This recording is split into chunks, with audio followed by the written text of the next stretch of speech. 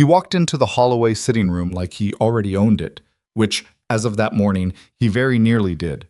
He set his leather case on the table without asking, pulled out a single document, and slid it toward Walter Holloway with 2 fingers, the way a man slides scraps to a dog. "Sign it today," Richard said, "or I file the judgment Monday and your family is on the street before the snow melts." Walter's hands were shaking. Beatrice watched her father's fingers tremble against the paper and felt something cold move through her chest. Not fear exactly, but the particular humiliation of watching a proud man be reduced to nothing in front of his own daughter.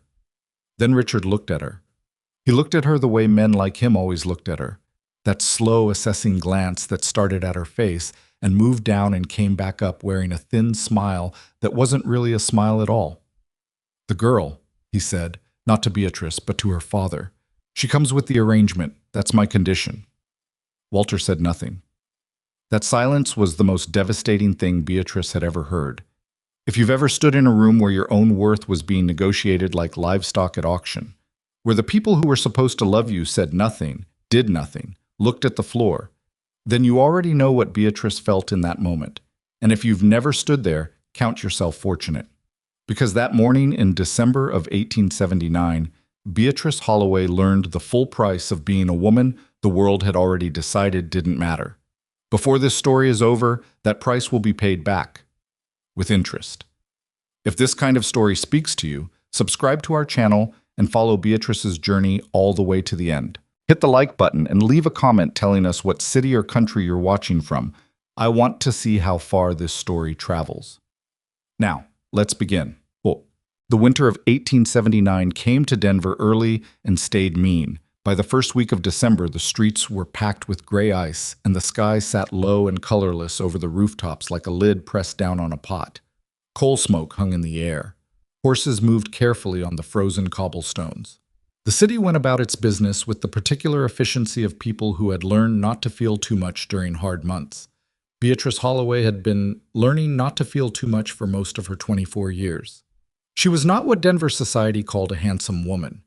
She knew this the way she knew the sound of her own name, not from any single cruel lesson, but from the accumulated weight of 1,000 small moments that had been stacking themselves inside her since childhood. A glance held a beat too long at a party. A whispered comment cut off when she entered a room. An invitation that never arrived. A dance card that stayed empty, while girls half her size and twice her vanity were swept across ballroom floors by men who wouldn't have remembered her name if she'd introduced herself 3 times. She was large. That was the polite word people used in company. Among themselves, behind parlor doors and over teacups, the words were less polite. She had heard enough of them through enough walls to have memorized every variation. What she had never memorized, what she actively refused to let settle into her bones, was the belief that those words were true. That refusal was the most quietly radical thing about Beatrice Holloway. It wasn't loud. It didn't announce itself. She didn't march through Denver delivering speeches about her own dignity. She simply continued, day after day, to act as though she deserved to occupy the space she occupied. She helped neighbors when they needed it. She managed her father's household accounts with a precision that would have impressed any bank clerk. She read widely, thought carefully, and kept her opinions sharp even when the room she was sitting in would have preferred her silent. None of this made her popular. Most of it made her inconvenient.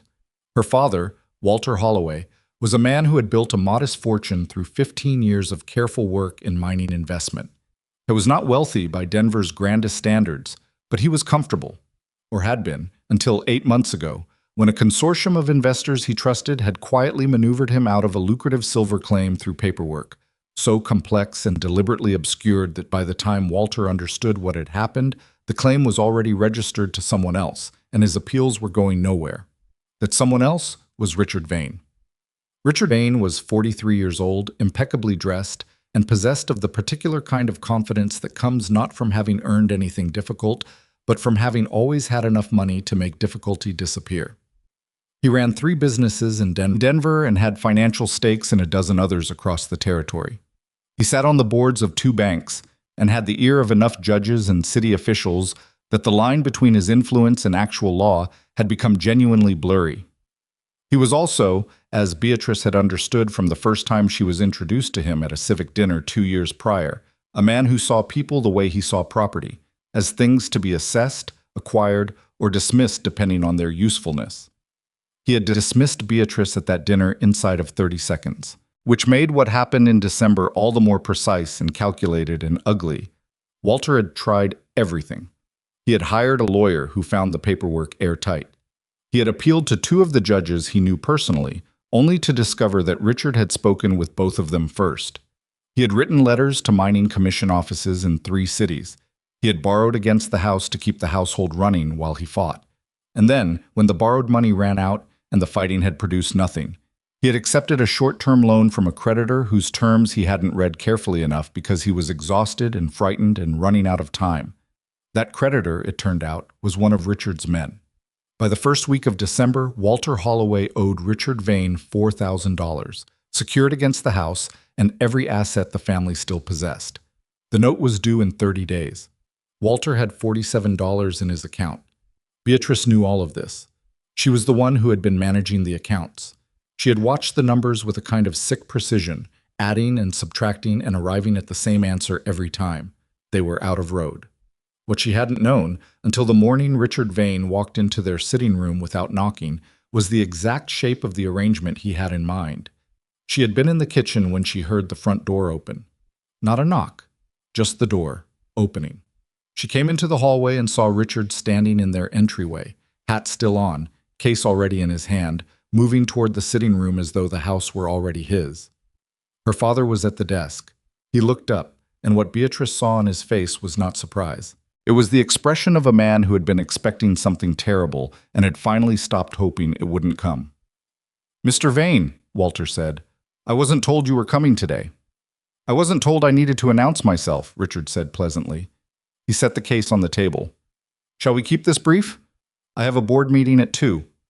Beatrice stood in the doorway. Richard hadn't acknowledged her yet. He pulled the document from the case, set it on the table, and smoothed it flat with one hand. "The debt is callable," he said. 30 days from initial agreement, which means you have 8 days remaining. I'm here because I'm prepared to offer you an alternative to foreclosure."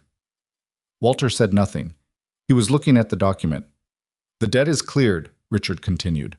"All of it. The note, the interest, the filing fees I've generously covered on your behalf. You keep the house. Your name remains unattached to any public judgment. Your family's situation remains, from the outside, entirely respectable." He paused. "In exchange for one condition." That was when he looked at Beatrice. She had never been looked at quite that way. Not with desire. That would have been something she understood, something human. This was different. It was the look of a man examining a piece of furniture for structural soundness, checking whether it would bear the weight he intended to put on it. "Your daughter," he said to Walter, "becomes my wife." The room did not move. The fire in the hearth popped once. Outside, a horse passed on the street. Walter's hands, resting on the desk, were very still. "She's 24, Richard said, as though someone had raised an objection that needed addressing. "She has no other prospects. I'm offering her a position that any sensible woman in her situation would be grateful to accept. She'll have a comfortable house, a respected name, and social standing she couldn't otherwise access." He let that land. "In return, she will be a cooperative and appropriately grateful wife." Beatrice heard every word. She was standing in the doorway and she heard every word, and she watched her father's hands on the desk, and she waited for him to say something, to say anything, to push the document back across the table, to stand up, to tell this man to get out of his house. Walter Holloway said nothing. He looked at the document. He looked at his hands. He looked at the fire. He did not look at his daughter. "You have until this evening to give me your answer," Richard said. He picked up his case, adjusted his hat, and walked toward the door. He passed Beatrice in the doorway without slowing down, passed close enough that she could have touched him, and did not look at her again. The front door closed. Walter sat at the desk for a long time without moving. Beatrice walked into the sitting room and stood in front of her father and waited until he finally looked up at her. His eyes were red at the rims. He looked 20 years older than he had that morning. "Papa," she said quietly. "I'm sorry," he said.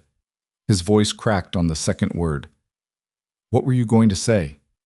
If I hadn't been standing there. There, what were you going to tell him?" Walter closed his eyes. I don't know.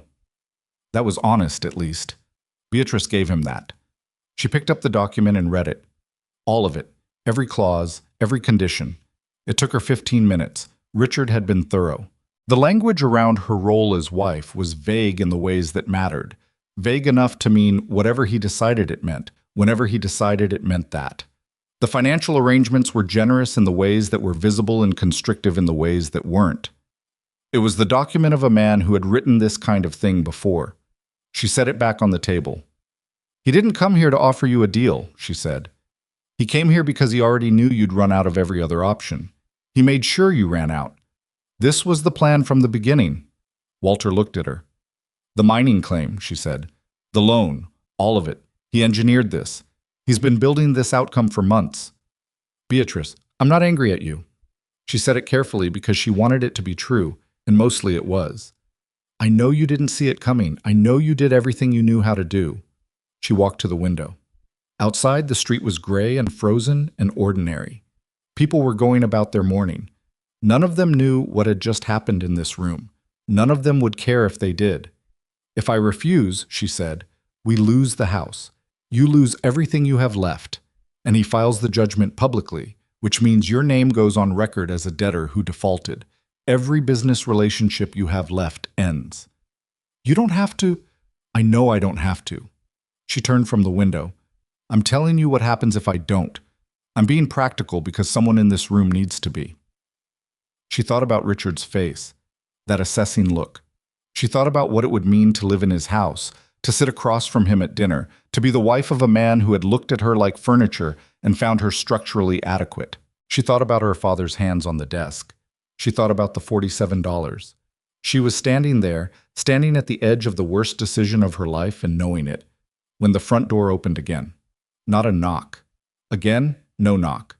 But this time the step was different, heavier, slower, like something large moving with deliberate care rather than assumed ownership. Beatrice came into the hallway. The man standing inside her front door was unlike anyone she had seen in Denver. He was massive, not in the soft, well-fed way of wealthy men, but in the way of someone who had spent years doing work that required his whole body. His coat was heavy canvas and worn at the elbows. His boots were mountain boots, real ones, crusted at the seams with the kind of dried mud that doesn't come off Denver streets. His face was weathered dark by altitude and cold, and there was a scar that ran from his left cheekbone down toward his jaw. Not a clean scar, not a decorative one, but the real kind that comes from something that was very bad and didn't heal perfectly. He was holding a sheaf of documents. He looked at Beatrice first, not at her father, not at the room, at her. And the look was not the look Richard had given her. It was something else. Direct. Undecorated. Like a man reading weather. Miss Holloway, he said. His voice was low and unadorned. Yes, she said. My name is Silas Blackridge. I need to speak with your father. He glanced toward the sitting room. And I suspect you should hear this too. He walked past her into the room. Walter looked up from the desk with an expression of profound exhaustion at the sight of another visitor, and then something shifted in his face, a kind of recognition, or the beginning of one. I know who you are, Walter said slowly. Then you know I don't come to town often, Silas said, and I don't come without reason. He set the documents on the table next to Richard's. The contrast between the two sheaves was stark. Richard's were crisp, formal, lawyer-perfect. Silas's were weathered, handled, real. I've bought your debt, Mr. Holloway, the note Richard Vane holds. I purchased it this morning through a third party he wasn't expecting. Silence. Walter stared at the documents. How did you... I had prior knowledge of his intentions. Silas's jaw tightened almost imperceptibly. I've been watching Vane operate in this territory for 2 years. I've been waiting for the right moment to put something in his way. And my family is... What? The right moment? Your daughter is. Silas didn't say it unkindly. He said it the way he said everything, plainly, without decoration. He looked at Beatrice. I have a condition of my own. Different from his, but a condition nonetheless. I won't pretend otherwise. Beatrice held very still. Say it. I need a wife, Silas said. For legal reasons, I can explain in detail or spare you depending on your patience. The short version is that Vane has enough control over the courts in this district that the only arrangement he can undo is a marriage that precedes any legal filing he makes. It closes a door he's been keeping open. You want to marry me, Beatrice said. I'm asking if you're willing, he said. That's different. She looked at him for a long moment. The scar, the worn coat, the direct, unblinking attention. Why me? She asked. Something moved across his face. Not quite a smile. Not quite anything she could name. Because you're the one he wants, Silas said, and I intend to be in his way. Beatrice looked at the two sets of documents on the table. Two men, two conditions, two versions of her future, laid out side by side on her father's desk. One of these men had walked in like he owned the place. The other had knocked. She looked back at Silas Blackridge, at the scar and the mountain boots and the direct, uncomplicated gaze, and she thought, I don't know what you are, but I know what he is. Tell me, she said, pulling a chair out from the table and sitting down, about the legal reasons. And Silas Blackridge sat down across from her and began to talk. And for the first time in a very long time, Beatrice Holloway felt like someone was speaking to her, as though her understanding of the answer actually mattered. Outside, the Denver winter pressed against the windows. Inside, something had just shifted, quietly, almost imperceptibly, the way the heaviest things always do. Silas Blackridge was not a man who explained himself easily. Beatrice had understood that within the first 10 minutes of sitting across from him at her father's desk, listening to him lay out the legal situation in the flat, economical way of someone who had thought through every word before speaking it. He didn't embellish. He didn't soften. He gave her facts the way you'd hand someone a tool. Here, this is what it is. This is what it's for. Richard Vane, Silas explained, had been systematically acquiring legal leverage over the district court through a combination of debt purchase, strategic lending to court officials, and what amounted to ownership of the two most influential clerks in the filing office. Any civil action brought against Richard in that district, fraud, property theft, contract manipulation, would be reviewed, scheduled, and ultimately decided by men who owed Richard money or favored his associates. Walter's appeals had failed not because they lacked merit, but because they were never going to be allowed to reach anyone with the authority to act on them. The marriage was a specific maneuver against a specific vulnerability. Richard needed Beatrice unmarried. The arrangement he'd proposed required her legal status as a single woman so that her signature on certain property documents Silas had reason to believe Richard intended to introduce after the wedding, would transfer a portion of the Holloway family's remaining land claims into Richard's name under the guise of marital consolidation. It was a mechanism Richard had used before, in another county, with another family. Silas had spent the better part of a year piecing that history together through land records and a lawyer he trusted in Colorado Springs. If you marry someone else before he files, Silas said, the mechanism breaks. The property can't be transferred without your husband's agreement, and your husband won't agree. Because your husband would be you, Beatrice said. Yes. She looked at the documents he'd spread across the table. They were dense, detailed, the kind of paperwork that meant someone had been working on this for a long time. How long have you been planning this? Silas was quiet for a moment. Long enough. That's not an answer. No, he said. It isn't. He didn't elaborate. He folded his hands on the table and waited, which was, she was beginning to understand, something he was unusually comfortable doing. Most men, when they ran out of words, filled the space with noise. Silas simply stopped and let the silence sit there. Walter had gone very quiet on the other side of the room. He was an intelligent man, Beatrice's father, and she could see him reassembling the last 8 months in his head, looking at all the pieces of his disaster from this new angle, seeing where they fit, feeling the full shape of what had been done to him.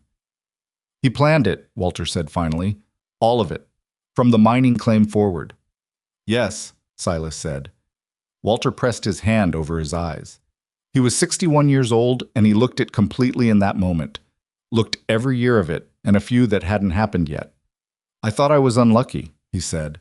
I thought I'd just made bad decisions. You made ordinary decisions, Silas said, without cruelty.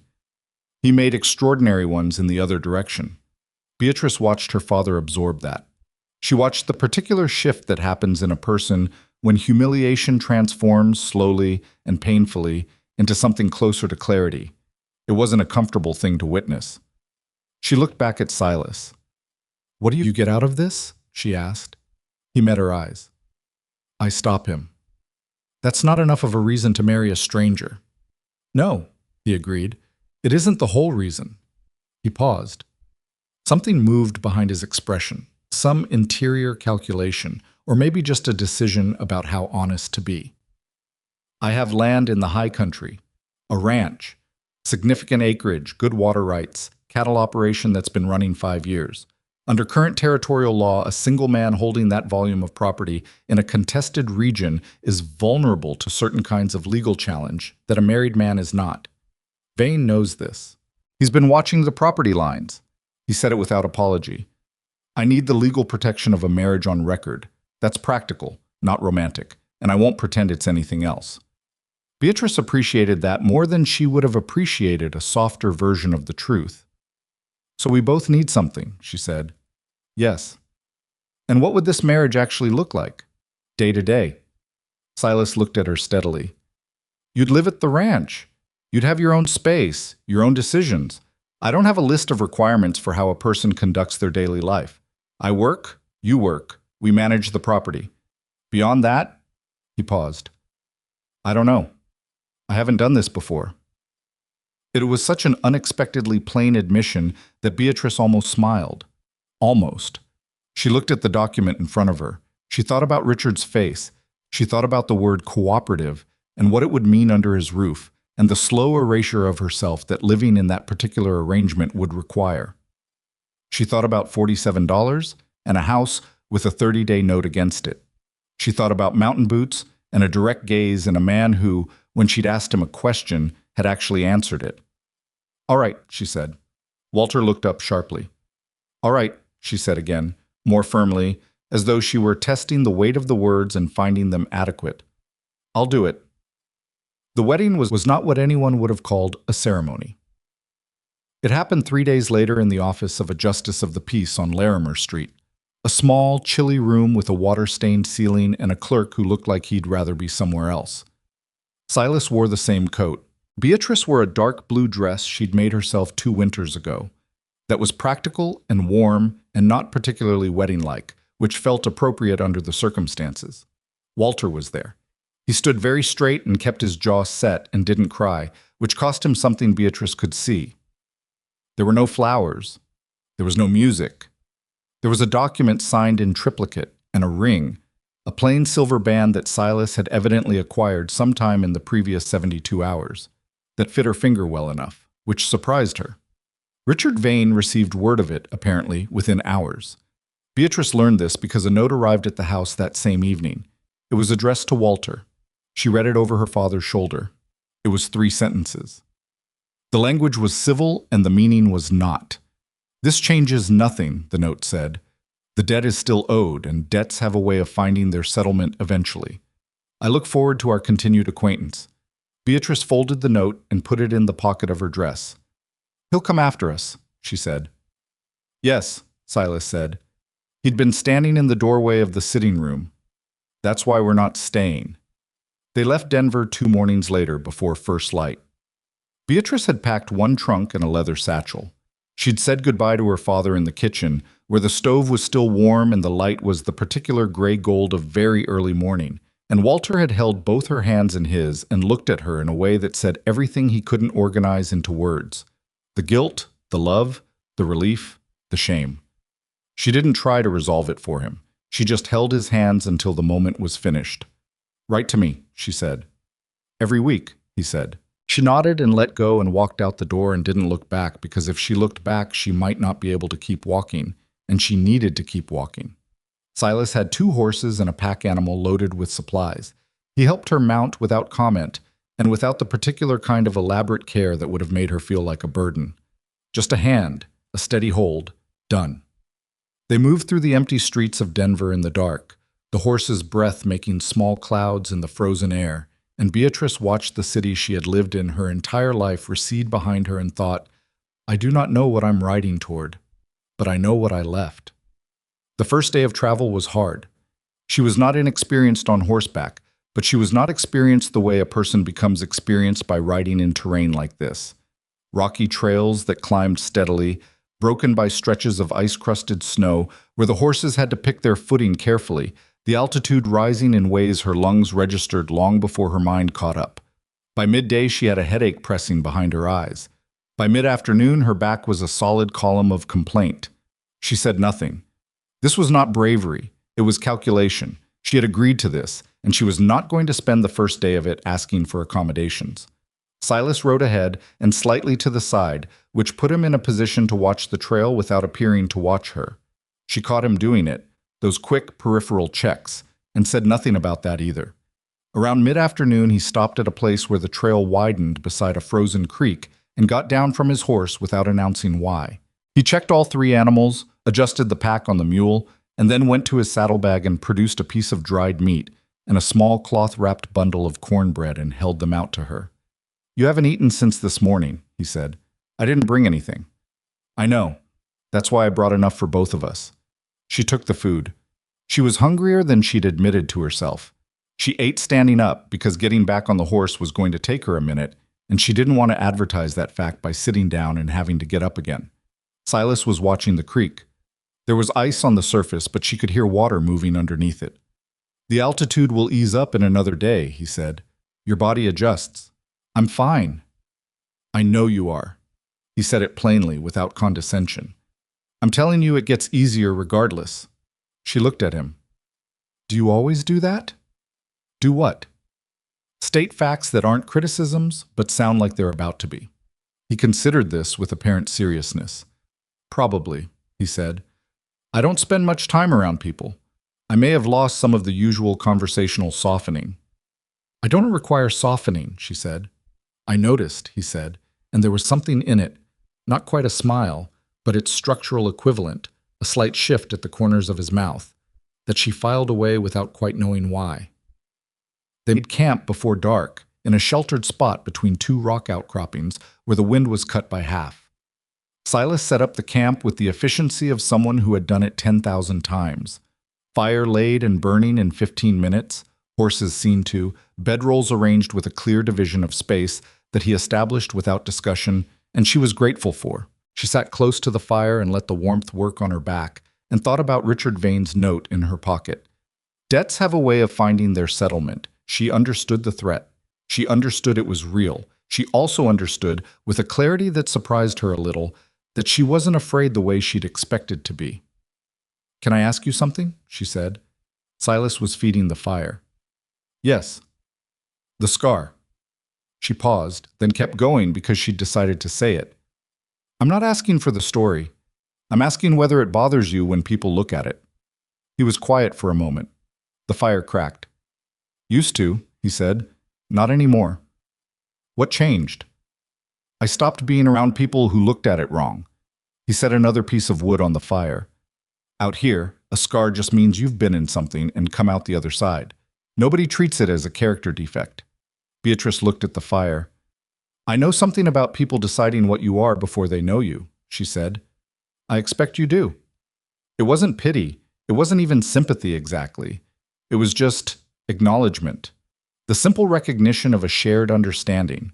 She hadn't expected to find that here, on a mountainside in the dark, with a man she'd married 3 days ago. She pulled her coat tighter and listened to the fire and the wind in the rocks above them and thought, "All right, this is where I am. This is what's true. Work with what's true." The second day was harder than the first. They hit a stretch of trail in the morning that climbed at a pitch Beatrice's horse didn't like.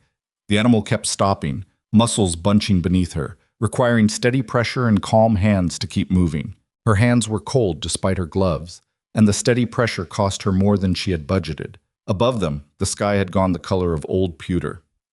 "Storm coming," Silas said, looking up. He'd been reading the sky all morning, she realized. Little glances upward at intervals, checking something she couldn't read yet. "How bad?" "Depends on how fast it moves." He studied the cloud line. "We need to make the ridge crossing before it hits. Once we're over, the descent is sheltered." They pushed the pace, which meant Beatrice pushed the pace, which meant she stopped thinking about her back and her hands and her headache and focused entirely on the horse and the trail and the 20 feet in front of them at any given moment. This turned out to be useful. There was something clarifying about necessity, about a situation that didn't offer room for anything except the immediate task. They were 3/4 of the way up the ridge crossing when the storm caught them. It came in fast, the way mountain weather does.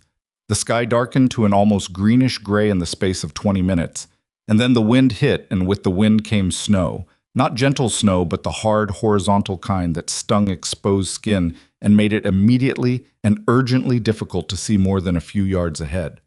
The temperature dropped as though someone had opened a door to somewhere much colder. Her horse stumbled, not badly. The animal caught itself, scrambled, regained its footing on the icy rock. But Beatrice's heart lurched sideways and her whole body reacted, gripping harder, shifting her weight, overcorrecting, and for 3 terrible seconds she and the horse were both trying to recover from different things at the same moment, on a trail that had no margin for error. Silas was beside her before she'd finished registering what had happened. He'd turned his horse on that narrow trail, she had no idea how, and had one hand on her horse's bridle and one hand extended toward her, palm up. "Give me your reins," he said. His voice was very calm, cutting through the wind without strain. She gave him the reins. He moved them forward, both horses, steady and deliberate, through the worst of the crossing, until the trail crested and began to descend, and the rock walls rose on either side, providing the shelter he'd promised. The wind dropped. The snow still fell, but it fell downward, which felt like an almost unreasonable luxury by comparison. They stopped. Beatrice became aware that her hands were shaking, not from cold, or not only from cold. The reaction of a body that had been very frightened and was only now catching up to the fact that the danger had passed. Silas looked at her. He didn't make anything of the shaking. "You held your seat," he said. "My horse did most of the work." "You held your seat," he said again, as though she'd missed the point. She pulled her hat down lower against the remaining wind and took a breath. "I wasn't certain we were going to make it across." "We were going to make it," he said. "I wasn't going to let us not." It was such a straightforwardly certain thing to say, not boastful, just the flat assertion of someone who had decided something and meant it. She looked at him for a moment, at the snow accumulated on the shoulders of his coat, and the scar running down his jaw, and the unhurried steadiness of his attention. "You're very sure of yourself," she said. "In the mountains," he said. "Nowhere else particularly."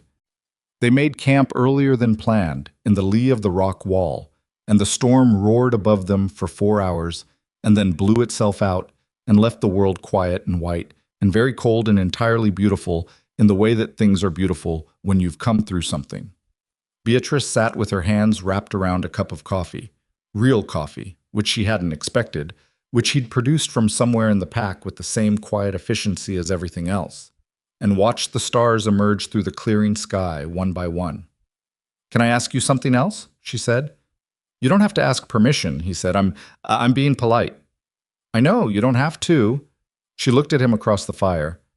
"Why did you buy the debt? The real reason, not the legal strategy.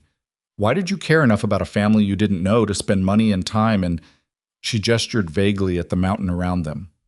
"All of this." Silas was quiet for long enough that she thought he might not answer. Then, "I saw you once, in Denver, about 8 months ago." She waited. There was a family on Wazee Street. A man named Cordell worked the rail yards. His wife had just had their 3rd child, and they were 3 weeks behind on rent, and the landlord's man was there, in the street, with their furniture. He stopped, looked at the fire. "You were walking past. You stopped. You talked to the landlord's man for about 20 minutes, and I don't know what you said to him, but when you finished talking, he put the furniture back inside." Beatrice remembered that. She'd been on her way to the dry goods store. The landlord's man had been a bully on a schedule, which was a specific kind of bully she found particularly intolerable. She'd simply been precise about what was legal and what wasn't, and what would happen if he proceeded, and whom she would speak to if he did. It hadn't felt remarkable. It had felt necessary. "Then you reached into your bag," Silas said, "and gave Mrs. Cordell what looked like considerably more than 3 weeks' rent, in cash, and walked away before anyone could make a thing of it." Beatrice said nothing. "The whole street saw it," Silas said. "Wealthy people, poor people, everyone in between, and every single one of them looked at you." He paused. Not one of them looked at you the way people usually. He stopped again, as though language were insufficient equipment for the thing he was trying to say. You didn't look like a woman doing charity. You looked like someone who was angry on another person's behalf and did something about it. The fire cracked and settled. Somewhere above them, an owl. I'd been watching Vane for months by then, Silas continued. I knew what he was. I knew what he did. I was looking for a reason to move against him that was strong enough to justify the risk. He looked at her steadily. I found one. Beatrice sat with that for a moment. There was a particular discomfort in being seen, genuinely seen, not assessed or evaluated, but actually observed and understood, by someone you hadn't given permission to look. She felt it now, an odd vulnerability, like a window she hadn't known was open. You could have found another way to stop him, she said. You didn't need to involve me. No, he agreed. I could have. He didn't elaborate. He didn't need to. She looked into her coffee cup.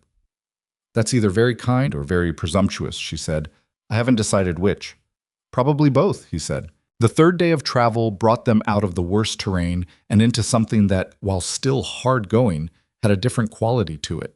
The altitude had steadied, the trail had widened, and the mountains around them took on the kind of austere, enormous beauty that stops conversation because there aren't adequate words. Beatrice stopped trying to find them and just looked. Around midday, they crested a long ridge, and Silas pulled up his horse and waited for her to come alongside him. And she did, and she looked down. Below them, cupped in a wide valley with mountains rising on three sides and a frozen river running along the eastern edge, was the ranch. She had expected something rough, something adequate, something that looked like a man's idea of habitation rather than a home. What she saw was neither rough nor quite like anything she'd expected. The main house was large, larger than she'd imagined, built from timber and stone with a low-pitched roof designed to shed snow. There were outbuildings arranged in a logical arc. Fences, real ones, well-maintained. Cattle moving in the lower pasture, dark shapes against the snow. Smoke rising from two chimneys. The whole thing sitting in the valley like it had grown there, like it had come up from the rock and the soil and was part of the landscape rather than imposed on it. This is yours, she said. It wasn't quite a question. Ours, he said. He said it without fanfare, as a simple correction of grammar. She looked at him, then back at the valley. You built this yourself? Most of it. Hired help for the heavy work on the main house.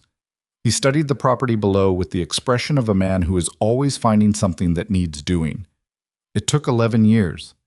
11 years. She thought about that, about what 11 years of solitary work looked like, about what it meant to spend a decade building something in a place this remote with no particular guarantee that it would come to anything. The stubbornness of it, the particular unglamorous endurance it would have required. It's not finished, he said, which was the first slightly defensive thing she'd heard him say. It's the most impressive piece of land I've ever seen, she said, which was true, and which she said plainly because she saw no reason not to.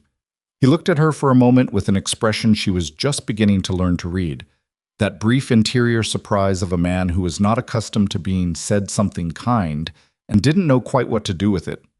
We should get down before the light goes, he said. They rode down. The next several days had the texture of two people learning the basic grammar of sharing a space. It was awkward in the particular way that honest things are awkward. Not dramatic, not unkind, just two adults navigating proximity without a shared language for it yet.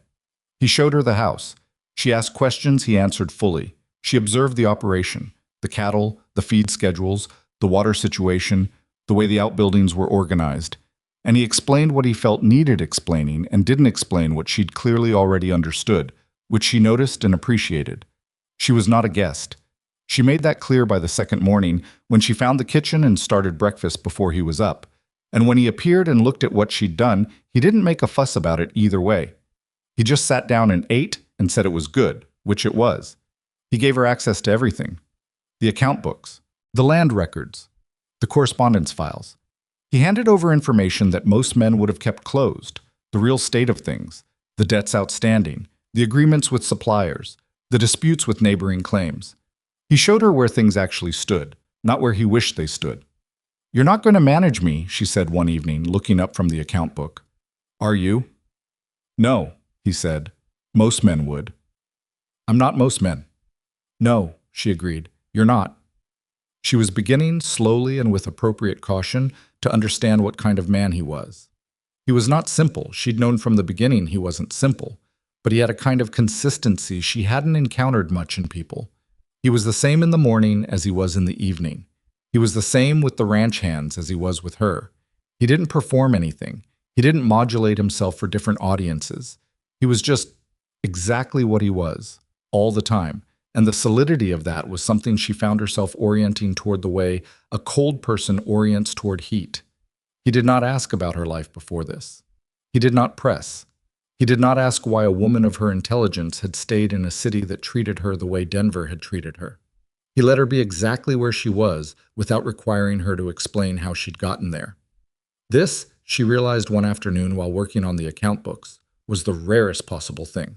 She was so unaccustomed to it that for the first 3 days she kept waiting for it to end, kept waiting for the moment when the real arrangement would be revealed, when he would say, in some form or another, that he required something from her that she hadn't agreed to, that the plainness of his explanation had been the presentation of a man who wanted something and knew better than to say so outright. The moment didn't come.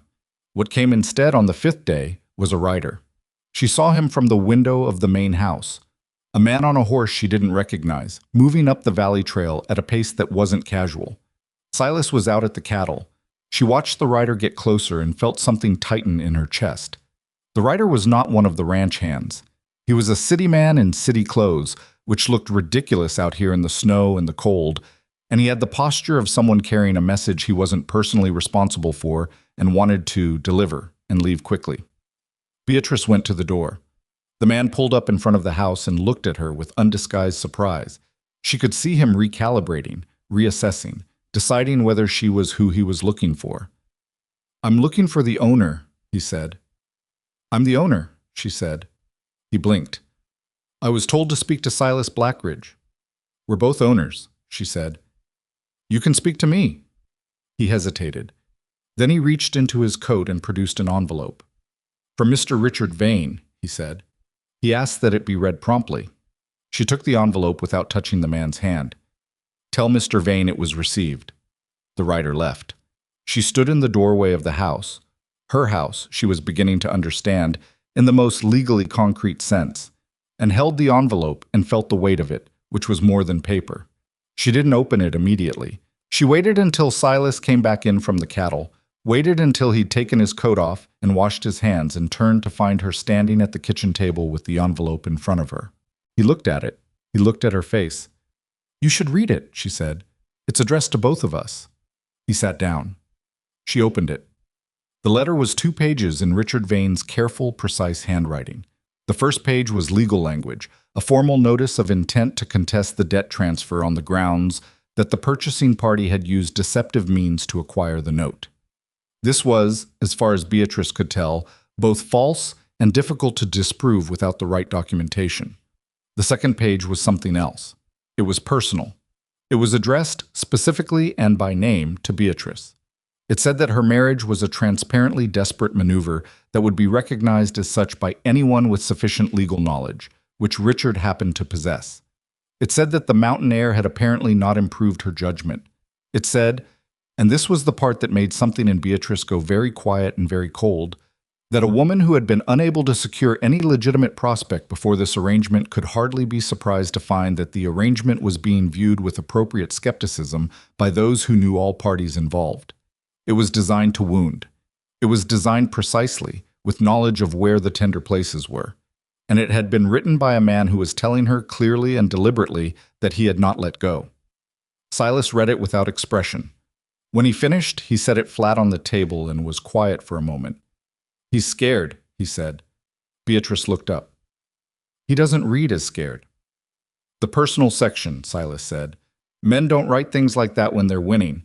They write things like that when they need to believe they're still in control of something." He tapped the letter once with one finger. "He expected you to marry him. He expected to have you in place when he made his next moves. You didn't do what he expected, and this—" He tapped the letter again. "This is what it looks like when a man of his type runs into something he didn't account for." Beatrice read the letter again. The personal section. She could feel every word of it, could feel exactly where Richard had aimed each one, could feel the small, accurate wounds opening where he'd intended them to. And underneath the wounds, something else, something harder. "He thinks I'm the weakness," she said. "Yes. He thinks if he breaks me down enough, I'll second-guess what we've done, and it'll create an opening." "Yes," Silas said. "That's what he thinks." She looked at the letter for another long moment. Then she folded it carefully and put it back in the envelope. "Then we make sure he's wrong about that," she said. Silas looked at her. That brief interior surprise again, that slight recalibration. "Yes," he said. "We do." Outside, the valley lay under its snow, enormous and cold and indifferent to Richard Vane's careful handwriting and his precise cruelties, and his plans that had, so far, met an obstacle he hadn't planned for. Inside, two people who had entered an arrangement for practical reasons sat across a kitchen table from each other and arrived, without quite naming it, at something that felt less like a transaction and more like the beginning of an alliance. It was not comfortable. It was not simple. It was not anything like what either of them had expected their lives to become. But it was real.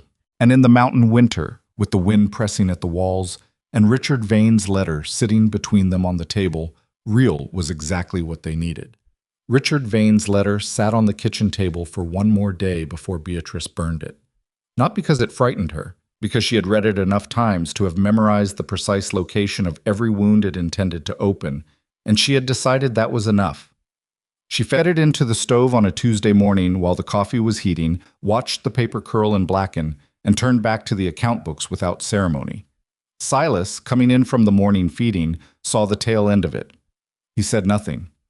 He poured his coffee and sat down across from her and picked up the supply ledger she'd flagged with a piece of string the evening before, and they worked in silence for the better part of an hour, which was by now a comfortable silence, the kind that two people build together without noticing, the way a trail gets worn into ground by repeated use. The weeks that followed had a rhythm to them that Beatrice hadn't expected and found herself grateful for. The ranch ran on the logic of necessity. What needed doing, in what order, before what deadline. And that logic was one she understood instinctively. She had been running a household on insufficient resources for 2 years while her father fought his losing battle with Richard's machinery. She knew how to manage inventory, how to plan against contingency, how to stretch what you had and identify what you genuinely needed versus what would merely be convenient. She brought that knowledge into the operation without asking permission and without announcing it, which she suspected was the right approach with a man like Silas. She simply began, and he observed what she was doing, and one morning he handed her the full account books. Not the summary version he'd shown her initially, but everything, every ledger going back 4 years, and said, "You may as well have all of it." "You're trusting me with a lot," she said. "You already know more about this operation than most men I've hired," he said. Pretending otherwise would be inefficient. She looked at the stack of ledgers. "What if I find something you don't want me to find?" "Like what?" "Like a decision you made that was wrong, or a debt you're embarrassed about, or a pattern that doesn't reflect well." He was quiet for a moment. "Then I expect you'd tell me," he said, "and I'd rather know." She found 2 things worth discussing. One was a supply contract with a man in Salida who was overcharging by a margin that had probably started small and grown gradually, the way these things do when nobody's watching closely. The other was a grazing agreement with a neighboring rancher that had terms ambiguous enough to be reinterpreted against Silas's interests if that rancher ever decided to be difficult about it. She brought both to Silas that evening. He looked at the numbers and the contract language and was quiet in the particular way he got quiet when he was working something through internally. "The supply contract I should have caught," he said finally. "You were managing everything alone." "Still." "The grazing agreement wasn't your mistake," she said. "The language was deliberately obscured. Whoever drafted it knew what they were doing." Silas looked at the contract. "I had a lawyer in Pueblo draw it up, a man named Federley." "Does Federley have any connection to Richard Vane's business interests?" Silas looked at her. Something shifted in his expression. The slow, cold arrival of a recognition he hadn't wanted to reach. "I don't know," he said. "We should find out," she said. That became the first investigation they ran together, which was not something either of them had anticipated becoming a feature of the marriage. Beatrice wrote letters. Careful, factual, specific letters to land registries and court filing offices, and a lawyer she'd identified in Colorado Springs through her father's old correspondence. And Silas provided context, names, dates, the texture of 5 years of business dealings in this part of the territory. What came back, over the following 3 weeks in pieces and fragments, began to form a picture that was larger and more deliberate than either of them had fully understood. Federley was not the only one. There were 4 other men, lawyers, clerks, a county assessor, whose work, when you laid it out chronologically against Richard Vane's business movements, traced a pattern of deliberate legal weakening. Properties made more vulnerable, agreements left ambiguous, filings that should have been straightforward made technically contestable. Richard hadn't been building a legal empire through obvious fraud. He'd been quietly removing the structural integrity from other people's positions so that when the pressure came, they'd collapse from the inside. Silas's ranch was on that list. "He's been working on this for 3 years," Beatrice said one evening, the papers spread across the kitchen table, the lamp turned up against the dark outside. "Before you were watching him, before you even knew to watch." Silas studied the timeline she'd assembled. His jaw was very tight. "The grazing agreement was year 1, he said. He was setting the foundation. And the marriage arrangement with my family was the next stage," she said. "He needed me in his household. If I were his wife, he could use my signature on property transfers. The Holloway land claims are adjacent to the eastern boundary of your grazing range. He wasn't just after my father's property. He was using it as a legal bridge to contest yours." The silence that followed that was a different kind of silence than any they'd had before. "He planned to acquire both operations," Silas said quietly. "Yes. Through different mechanisms on each side, timed to resolve simultaneously. Your grazing agreement gets contested, which creates a legal dispute that ties up your title. My father's debt comes due, and I'm in Richard's household, and my signature is available.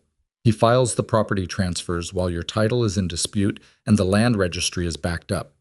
By the time anyone untangles it, the transfers are recorded and the legal challenge is his to defend from a position of ownership rather than claim." Silas pushed back from the table. He stood up, walked to the window, stood with his back to her. Outside the valley was dark and the mountains were darker outlines against a sky thick with stars. She watched his back, the set of his shoulders, the way a person's body carries what they're thinking when they're trying not to let it show on their face. "You mapped all of this from letters and land records," he said, "and your account books, and the contracts, and the timeline you gave me. In 3 weeks. I had good source material." He turned from the window. He looked at her with an expression she hadn't seen on him before. Not quite the brief interior surprise she'd catalogued, but something deeper. Something that had more weight to it. "Beatrice," he said, and then stopped as though the sentence he'd intended had outrun the words he had available. "We're not done yet," she said, before he could continue. Not because she didn't want to hear it. She did, in a way that surprised her, but because they weren't, in fact, done. "We know the shape of it now. We need documentation, the kind that can be presented to a court that isn't his." "Colorado Springs," he said. He meant the lawyer she'd contacted. "Harlan Webb. Yes. He has no connection to Vane that I can find. He's handled 2 cases against district corruption in the past 4 years, both successfully. And he's written back to my last letter with enough specific questions that I think he already suspects something of this scope is possible." Silas looked at her for another moment. Then he said, "Write to him. Tell him to come." The letter went out the next morning. Webb's reply arrived 11 days later, which was fast enough to suggest he'd been waiting for it. He would come in 3 weeks, he wrote. He asked for everything they had in organized form. He mentioned, almost as a footnote, that he had recently become aware of 2 other parties with similar concerns about the same individual and that there might be value in a coordinated approach. Beatrice read this footnote 3 times. Then she handed the letter to Silas. He read it. "Other parties," he said. "He's not just after us," she said. "We're not the only ones he's been working on." This was both worse and better than having been singled out. Worse, because the scale of it was larger than they'd imagined. Better, because scale meant witnesses, and witnesses meant evidence that didn't depend solely on the documents they'd assembled in this kitchen. So began organizing everything into a formal package for Webb. This took 12 days of sustained, painstaking work, cross-referencing dates, creating clean copies of documents that were faded or damaged, drafting a chronological summary that walked through the entire scheme from what they could reconstruct as its beginning to the present. She worked mornings and evenings on it. Silas worked alongside her when he could and left her to it when the ranch required him elsewhere. And when he came in at the end of a long day, he would sometimes find her still at the table, and he would set a plate of food beside the papers without comment, and she would eat without looking up.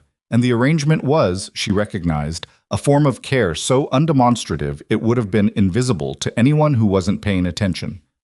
She was paying attention. She was paying attention to all of it, with the same meticulous focus she brought to the account books and the legal research. The way he moved through a space, the way he spoke to the ranch hands with a directness that never crossed into harshness, the way he was consistently more interested in what needed doing than in being recognized for having done it.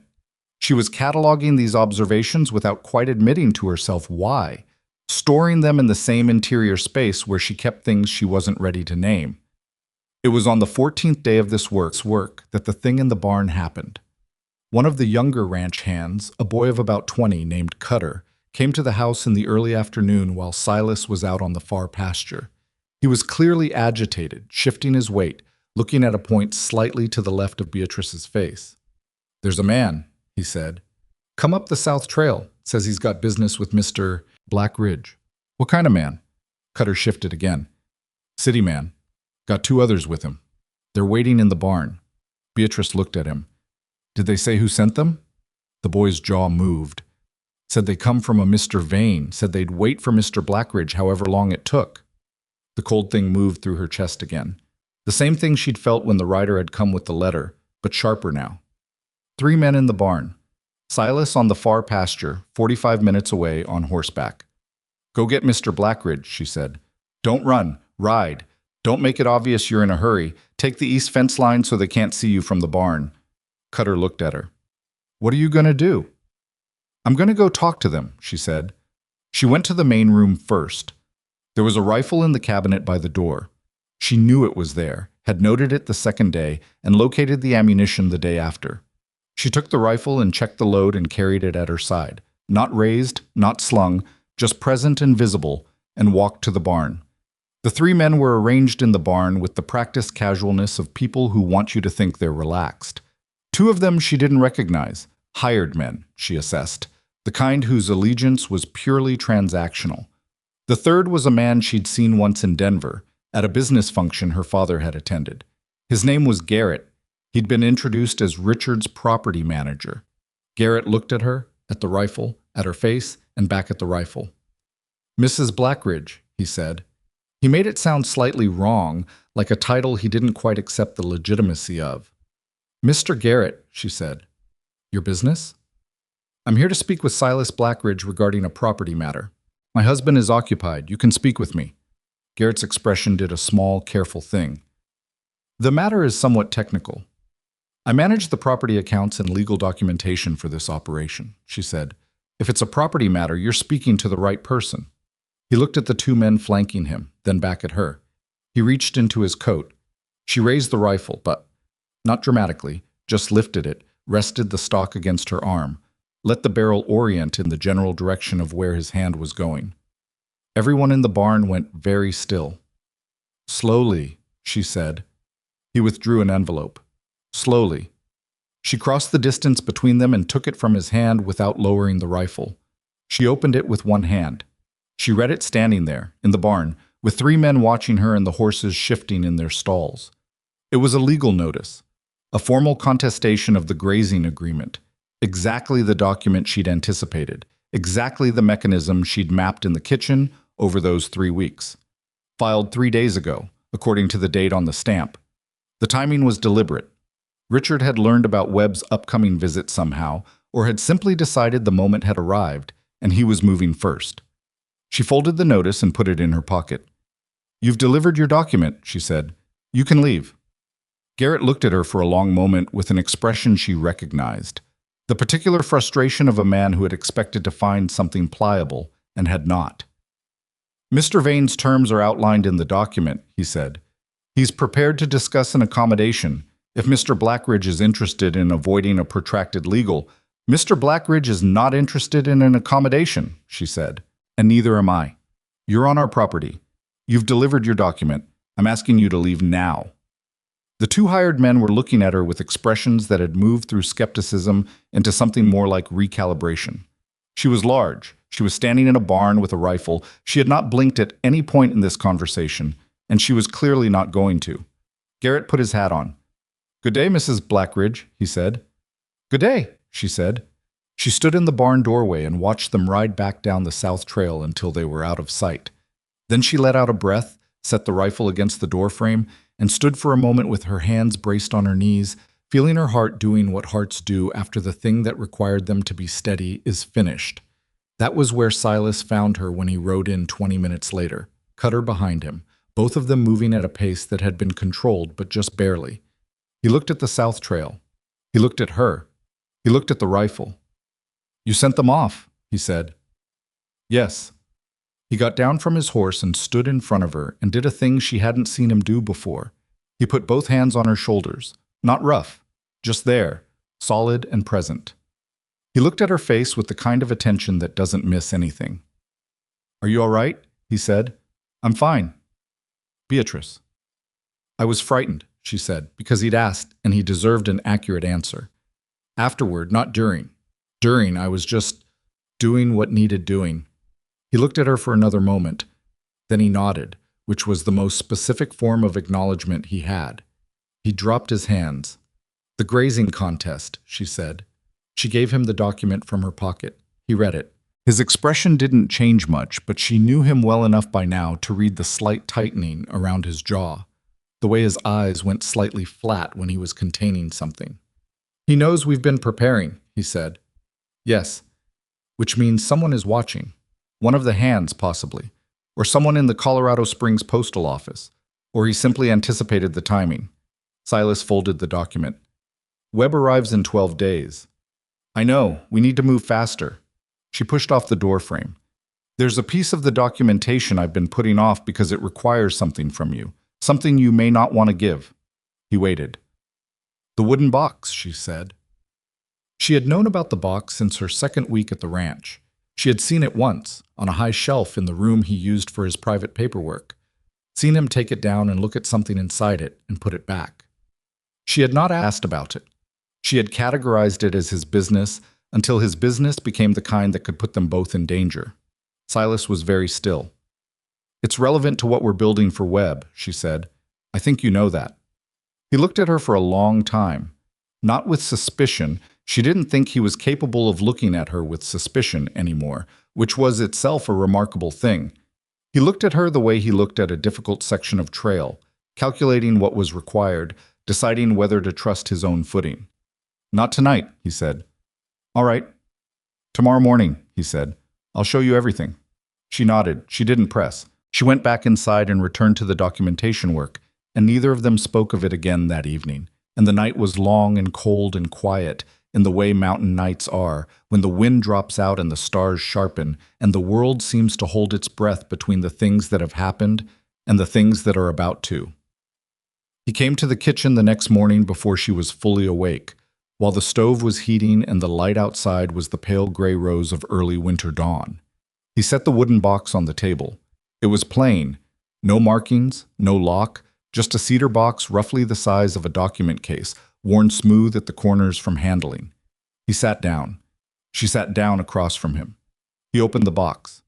Inside were papers, documents, maps, correspondence, a substantial accumulation, organized with the precision of a man who had been building something carefully and privately for a long time. He began to lay them out, and as he did, he talked. The original deed to the ranch, signed and recorded. 3 years old. A map of the property boundaries, hand-drawn with a surveyor's accuracy, showing the water rights, and beside it, a second map, older, showing how those water rights had been recorded in the territorial registry 2 years before Silas filed his own deed. Someone had registered a partial claim on the same water source ahead of him. The claim was dormant, had never been acted on, but it was legally alive and could be activated at any time by whoever held it. The claim was held by a company. The company, traced through 2 layers of nominal ownership, resolved to Richard Vane. He had the water claim before I had the ranch, Silas said quietly. Before I'd even started building. He'd been buying dormant water rights across this entire watershed for 6 years. Beatrice looked at the maps. He was positioning for control of the whole valley. Any rancher in this watershed who tried to expand, to grow beyond a certain size, would eventually need water rights he controlled. He could let you build up, let you invest, let you become dependent on the operation, and then activate the claim and negotiate from a position of total leverage. Because by then you couldn't walk away from everything you'd built. No. He paused. I found this 14 months ago. That's when I started watching him. That's when I understood that whatever he was doing, it was bigger than one valley and longer in preparation than any single dispute would suggest. She looked at the maps and the papers spread across the table. This is what Webb needs, she said. This is the architecture. Not just your situation. This is the whole framework. The water rights, the legal weakening, the property positioning, the debt manipulation. It connects everything. If we give Webb this, Silas said, we give him everything, all of our cards. Yes. If he's not trustworthy, he is. She said it with certainty, because she'd done the work to form the certainty. I verified his case history, his professional record, his financial independence from Vane's network. He's trustworthy. Silas looked at the papers. He looked at her.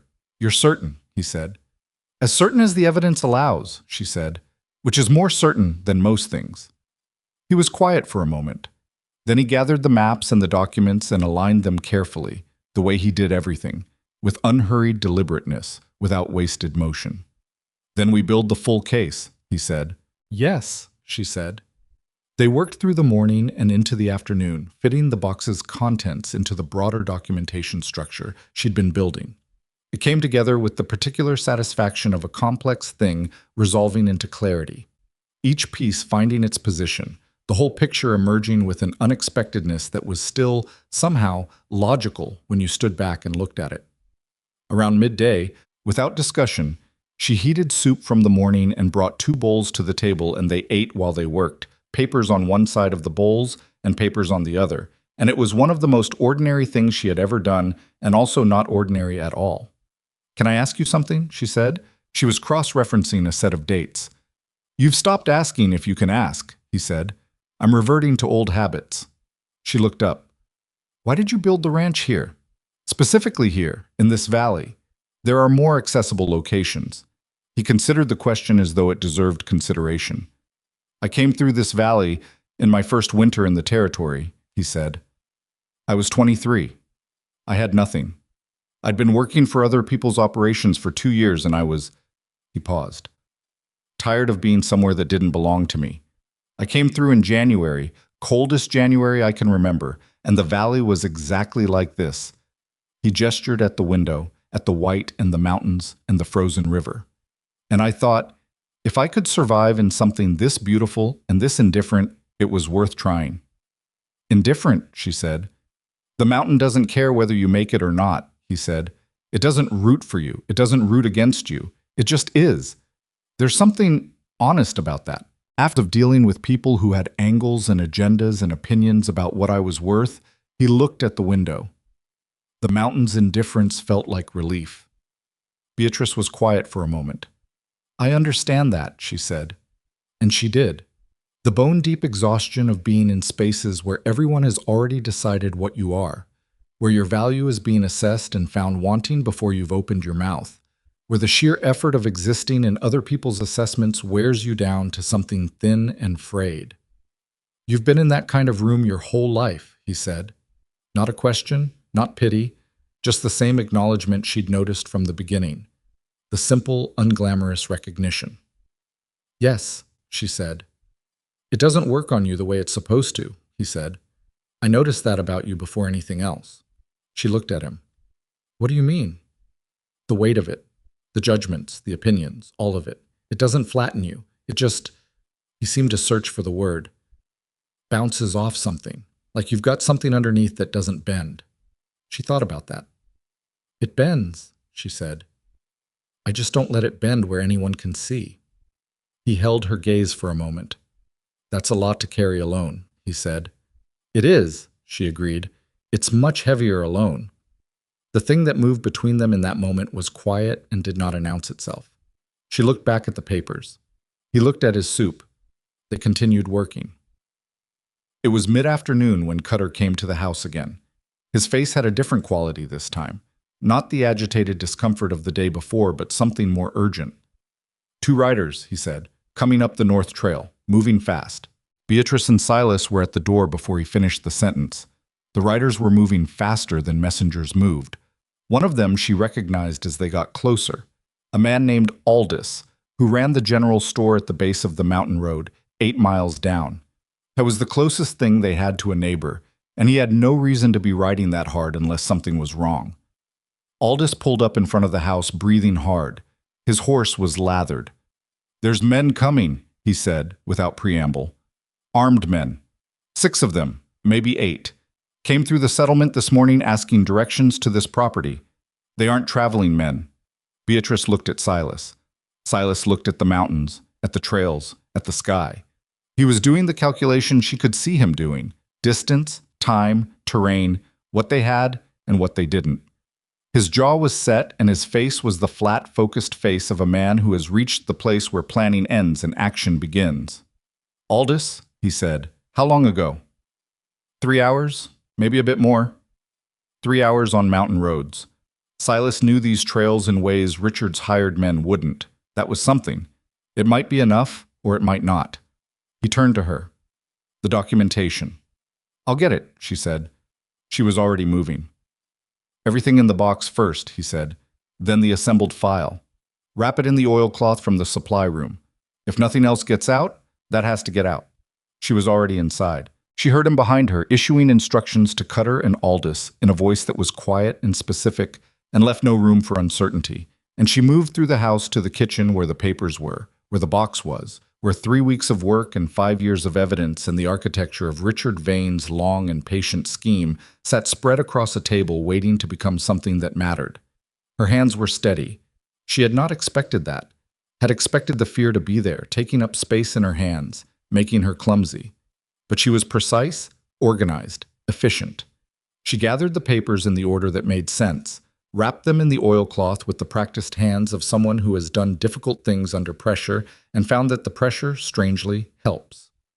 She was tying the second cord around the package when Silas came to the kitchen doorway. He looked at her, the same direct, assessing look as the very first time in her father's hallway. But it carried weight now that it hadn't then. Weight that had been accumulating for weeks in kitchens and on mountainsides and across tables full of papers at midnight. "There's a place in the ridge line," he said. "A cache point I built 2 years ago in case of exactly this kind of trouble.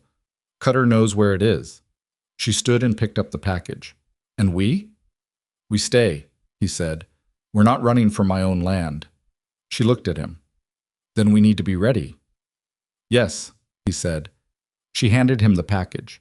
He took it, and for a moment they were both holding it, and the look that passed between them in that moment was the clearest and most unambiguous thing that had happened between them since the day they'd sat across from each other in her father's sitting room. He took the package and went to find Cutter. She went to the cabinet by the door. She took the rifle. Outside, somewhere below the valley, 8 men were coming up the mountain road, and the afternoon light was going the color of old gold against the snow, and Beatrice Holloway, who had spent 24 years being told she was not enough, not the right shape, not the right presence, not worth protecting or fighting for or standing beside, stood in the doorway of her own home with a rifle in her hands and waited. They came up the North Trail as the light was failing. Beatrice heard them before she saw them.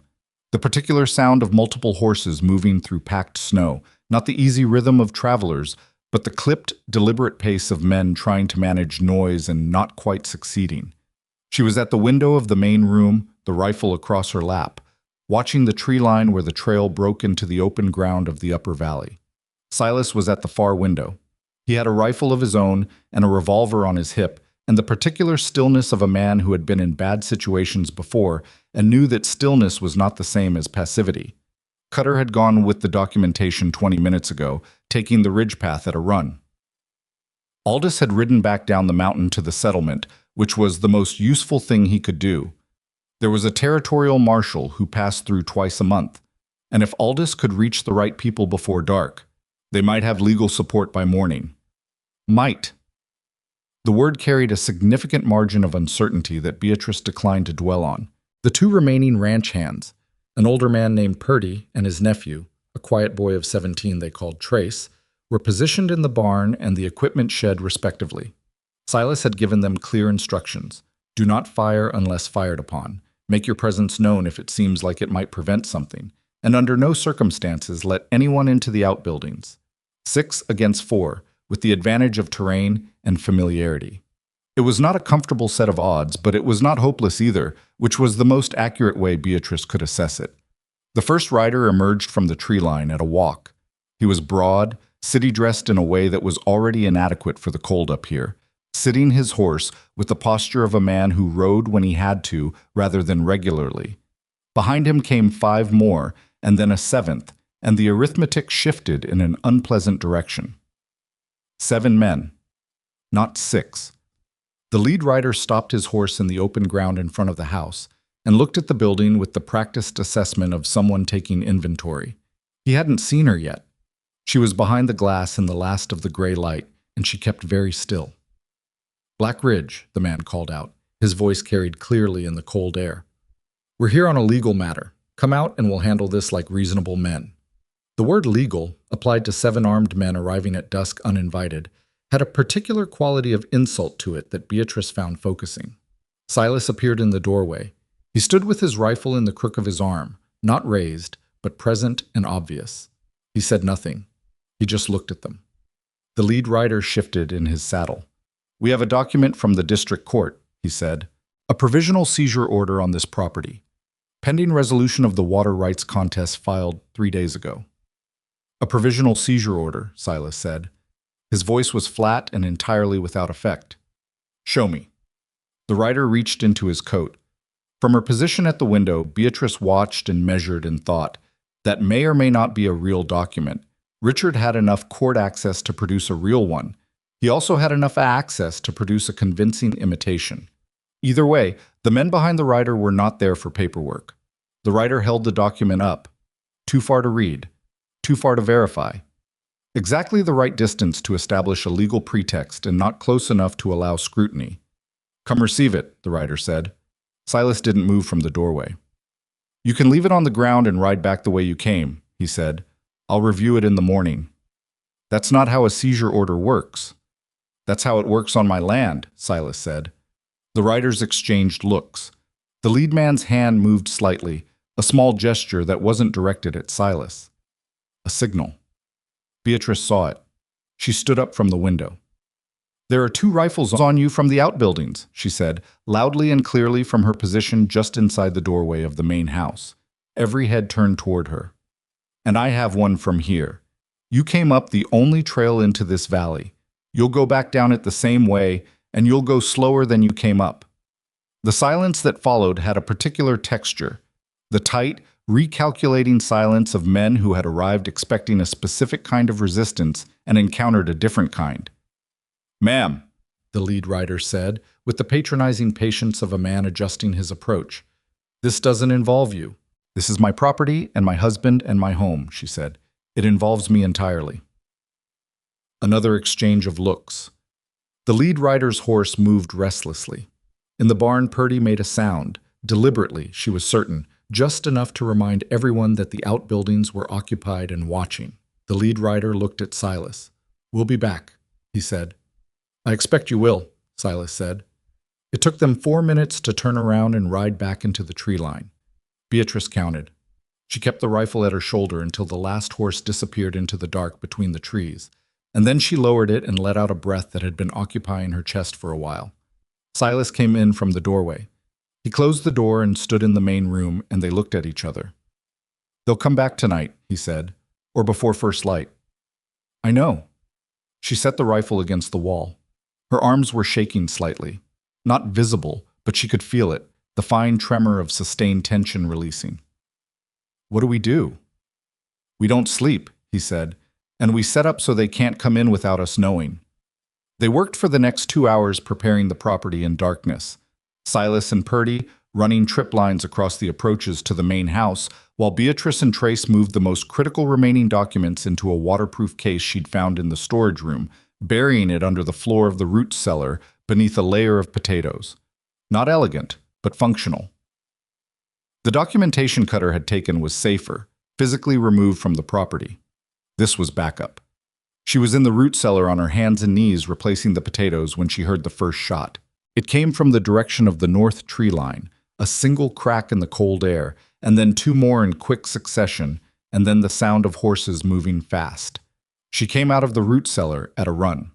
What she found in the next 90 seconds was chaos with structure, which was the best that could be said for it. The riders had come back faster than expected, from two directions, the north trail and a secondary approach through the timber that Silas had known existed but hadn't anticipated them finding in the dark. Two of the ranch buildings had men riding past them, firing in a way that seemed designed to drive everyone into the main house rather than to actually hit anyone, which suggested they wanted the people alive and the property accessible, which was marginally better than the alternative. She found Silas at the corner of the main house, pressed against the timber wall, and he was holding his left arm against his side. "You're hit," she said. "It's manageable." His voice was clipped. He was still thinking tactically. She could hear it. He hadn't stopped doing what needed doing, but the arm was wrong and he knew it. "How bad?" "Went through. Didn't hit bone." He looked at her. "Purdy?" "I don't know." "Find out." She went around the far side of the house, low and fast, and found Purdy behind the equipment shed. He was upright, unhurt, and absolutely furious in the contained way of older men who have been disrespected by incompetence. He had his rifle and had apparently fired back twice, which had slowed the riders on the north approach. "Trace?" she said. "Barn," he said. "He's all right. They're not trying to burn anything," he added, which she'd already noted. "They want us to come out." She processed this. They want us to come out, which meant the seizure order, real or fabricated, required their physical compliance. Richard needed them to surrender the property voluntarily, or at least in a way that could be represented as voluntary, because a violent seizure of an occupied rancher's property in a territorial jurisdiction was the kind of thing that attracted exactly the kind of outside attention he couldn't control. He couldn't just take it. He needed them to give it. She went back to Silas. He had tied something around his arm, his bandana, pulled tight with his teeth and his good hand, and was watching the darkness beyond the fence line. "They won't escalate further," she said. "Not tonight. They need us to walk out, not be carried out." He looked at her. "You're sure?" "He needs the legality," she said. "He always needs the legality. That's the whole architecture. He can't afford to be the man who shot a rancher off his own property. Not with Webb coming, not with other parties in play. This is pressure, not elimination." Silas was quiet for a moment. His jaw was tight, and she could see the pain in it, not expressed, just present, a tightness around his eyes that wasn't usually there. "So we hold," he said. "We hold," she said, "until morning, when they lose the cover of dark. And we get Silas Blackridge's bullet wound on the public record before any seizure order moves forward." He looked at her for a moment with an expression that she was coming to recognize as specific to moments when she'd said something that he hadn't expected but should have. "You think 3 steps ahead," he said. "I think 1 step ahead and then immediately worry about the next one," she said. "It just looks like 3 from the outside." Something in his face moved, that structural equivalent of a smile that she'd catalogued weeks ago. Even now, even with his arm tied off with a bandana and men in the tree line, and the night around them full of cold and tension, it appeared briefly and felt to her like something worth protecting. "Stay close to the house," he said. "I intend to," she said. The rest of that night was the longest sequence of hours Beatrice had experienced since the days immediately following her family's financial collapse. That particular long dark that doesn't move at the normal pace because you're too aware of each minute and what it might deliver. They took turns watching from the windows, 2 hours on and 2 hours off, though neither of them slept properly in the off hours. She boiled water and cleaned the wound in his arm by lamplight in the kitchen at 2 in the morning, working with the same focused precision she brought to the account books. And he sat still and let her work without complaint, which cost him something she could see even if he didn't show it. The wound was, as he'd said, through and through, a clean channel in the outer part of the upper arm that had bled substantially but had missed the bone, and as far as she could assess, the significant vessels. She packed it and bound it tight and told him he needed a doctor. In the morning, he said, that's not a medical recommendation. No, he agreed. It's a strategic one. He was right, and she knew it. Leaving the property before daylight meant giving up the ground advantage they had. She didn't argue. She finished the binding and sat back and looked at him in the lamplight, at the scar and the pain he wasn't showing and the absolute infuriating steadiness of him, and felt something move through her that was not the cold kind of feeling, not the calculating kind, the other kind, the kind she'd been filing away under not yet and not now, and this is not the moment for this. She stood up and cleared away the medical things. Thank you, he said quietly. Don't thank me, she said. Just don't move the arm more than necessary. Dawn came at its own pace, indifferent to the urgency below it. The gray light came into the valley from the east, slow and flat, and when it was light enough to see clearly across the open ground, the tree line was empty. They were gone. Purdy confirmed it from the barn. The riders had pulled back sometime in the small hours, moving quietly. Whether they'd gone all the way down the mountain or simply retreated to a position further back along the trail was impossible to know. Aldous arrived 2 hours after dawn with a man Beatrice had never seen. A solid, weathered man in his 50s with a marshal's badge and the expression of someone who has heard bad news so many times it has settled into his face permanently. His name was Hecht. He listened to everything Silas told him, and then he listened to everything Beatrice told him, and he wrote things in a small book with a stub of pencil, and he looked at Silas's arm. Gunshot wound sustained on private property, Hecht said, writing it down. Armed trespassers, 7 men, approximate. He looked up. You said they had a document. Claimed to, Beatrice said. Provisional seizure order. We couldn't verify it at that distance, and they made no attempt to allow verification. If it was real, it was improperly served, Hecht said. Nighttime service by armed party with no county sheriff present is irregular regardless of district. He closed the book. I can't do much about Richard Vane on my authority alone, but I can document this, and I can make sure the documentation reaches the right offices in Colorado Springs. That will be helpful, Beatrice said, particularly since we have a lawyer coming from Colorado Springs in 9 days. Hecht looked at her. Webb? She met his eyes. You know him? Know of him, Hecht said. He's been asking questions about water rights in 3 counties. He paused, with the careful neutrality of a man who has to be careful. He's thorough. Yes, she said. He is. After Hecht left, she helped Silas inside and sat him in the kitchen chair and made coffee, because there was nothing else immediately to be done, and her hands needed something to hold. Cutter came back at midday with the documentation intact. He was cold and tired and had spent the night in the ridge cache, and he ate 3 bowls of soup in rapid succession and said nothing until he'd finished, and then he said, It's all there.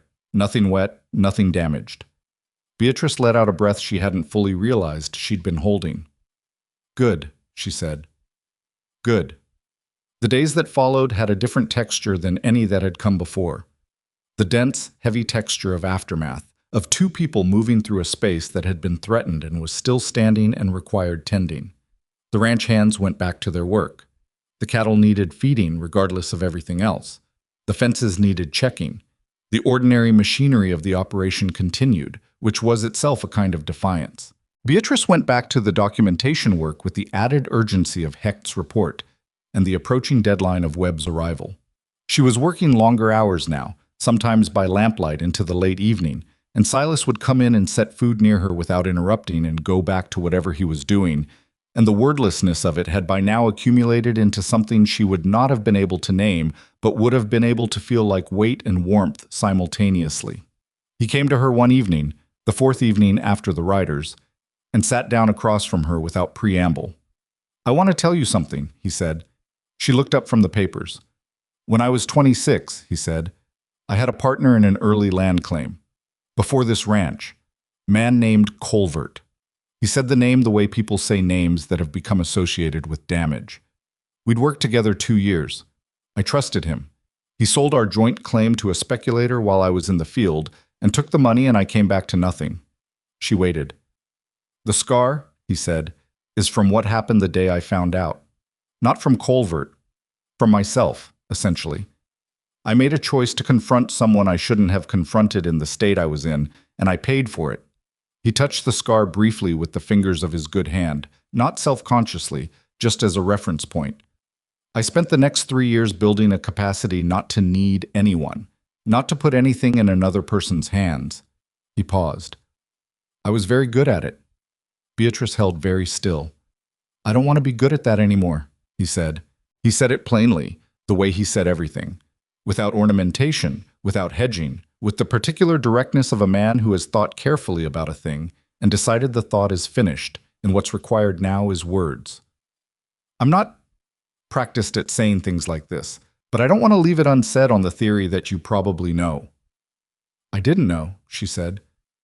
Not for certain. You know now. She looked at him across the table.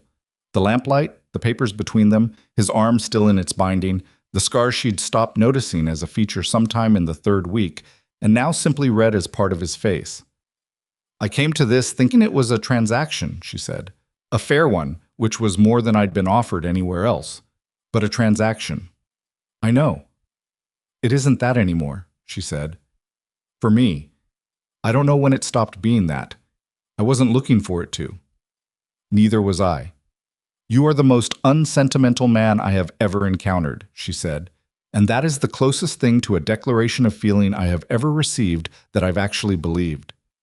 Something moved across his face, genuine this time, unmistakable, a warmth she recognized because she'd been watching for it without meaning to for weeks. I'll try to be more eloquent next time, he said. Don't, she said. I mean it. Don't change how you say things. I'd rather have one plain true sentence than 10 decorated ones. He nodded, as though they'd agreed on something practical, as though this were another item resolved and filed. She almost laughed. She almost cried. She did neither. She looked at him across the table in the lamplight and felt something settle inside her, some long-held tension releasing, some weight she'd been carrying so long she'd stopped noticing it was weight until the moment it eased. Webb arrived on a Thursday, 9 days after the riders. He was younger than Beatrice had expected from his letters. Mid-30s, lean, with the alert and slightly exhausted look of a man who has been running too hard for too long and has made his peace with that. He arrived on horseback with a saddlebag full of papers and a legal case tucked under his arm, and he shook hands with both of them and did not treat her as an addendum to the proceedings, which she noted. They sat at the kitchen table, the same table, always the same table. It had become the center of everything, and she presented the documentation, all of it. The assembled file, the contents of the cedar box, Hecht's report on the armed visit, the letters from other parties that Webb had referenced, the timeline she'd built from scratch. Webb went through it with the focused silence of a man reading a map he's been trying to obtain for a long time. He turned pages. He cross-referenced. He made notes in margins. He went back to sections and read them again. He asked 3 questions in the first hour, each of them specific and structural, the questions of someone who understood the architecture and was checking the load-bearing elements. At the end of 2 hours, he set the last document down and sat for a moment. This is the most complete private documentation of a systematic land fraud scheme I have encountered in 11 years of practice, he said. Not the largest, not the most violent, but the most documented. He looked at Beatrice. You built this. We built it, she said. You organized it. You identified the pattern. You constructed the timeline. He wasn't saying it to flatter. He was saying it because it was accurate and relevant. In court, the person who assembled the evidence matters. It speaks to the credibility of the analysis. I'm not a lawyer. No, he said. But you read like one and you think like one, and the documentation you've produced is cleaner than most of what I receive from practicing attorneys. He looked at Silas. How much did you know she was building this? I knew, Silas said. And you gave her access to everything? Yes. Webb nodded slowly. The 2 other parties I mentioned, he said. A rancher named Pruitt, south of the territory boundary, and a widow named Calhoun, who runs a supply operation in Buena Vista. Both have been subject to the same water rights mechanism. Pruitt has some documentation, Calhoun has almost none, but both are willing to testify. He folded his hands. With this file as the foundation, what we have is not a property dispute. It's a pattern of predatory fraud against multiple parties in multiple jurisdictions, executed through deliberate corruption of court infrastructure. That's a territorial matter. that goes above the district courts he controls. Beatrice had understood this was possible. Hearing it stated plainly by a lawyer who had reviewed the evidence was different from understanding it as a possibility. How long? Silas asked. To build the case properly? 3 months minimum. Filing in Colorado Springs, coordinating the 3 parties, subpoenaing the court records that will show the filing irregularities. Webb paused. Vane will know something is moving. He'll try to accelerate his own actions. He already tried, Beatrice said. She nodded at Silas's arm. Webb looked at the bound arm, which he'd noted when he arrived and said nothing about. Now he said, that gets documented as evidence of intimidation, specifically. He opened his case and took out a fresh sheet of paper. I need the full account. Date, time, description of individuals, sequence of events. They gave it to him. All of it, in detail. He wrote it all down in the precise, unornamented handwriting of someone who had learned to write for records rather than readers. When they finished, it was late afternoon. Outside, the valley light was doing what it did in winter, going golden at the edges, while the center of the sky held a cold blue that had no interest in being romantic about it. Webb accepted the offer of coffee and sat back in his chair for a moment with the posture of a man allowing himself one brief pause before returning to the work. Can I ask you something? He said. This seemed to be a question people asked in this kitchen. Yes, Beatrice said. How did you know what you were looking at when you first started going through the documents? He looked at her with what seemed like genuine curiosity. Most people, given the same material, wouldn't have seen the pattern. They'd have seen individual pieces without the connections. Beatrice considered this. I've been managing my family's accounts and affairs since I was 17, she said. In difficult circumstances, without full information, against people who didn't expect me to understand what they were doing. She paused. When you've spent enough years being underestimated, you develop a very particular attention to what people think you're not noticing. Webb looked at her for a moment. Then he said, Richard Vane made the same mistake everyone else made. Yes, she said. He did.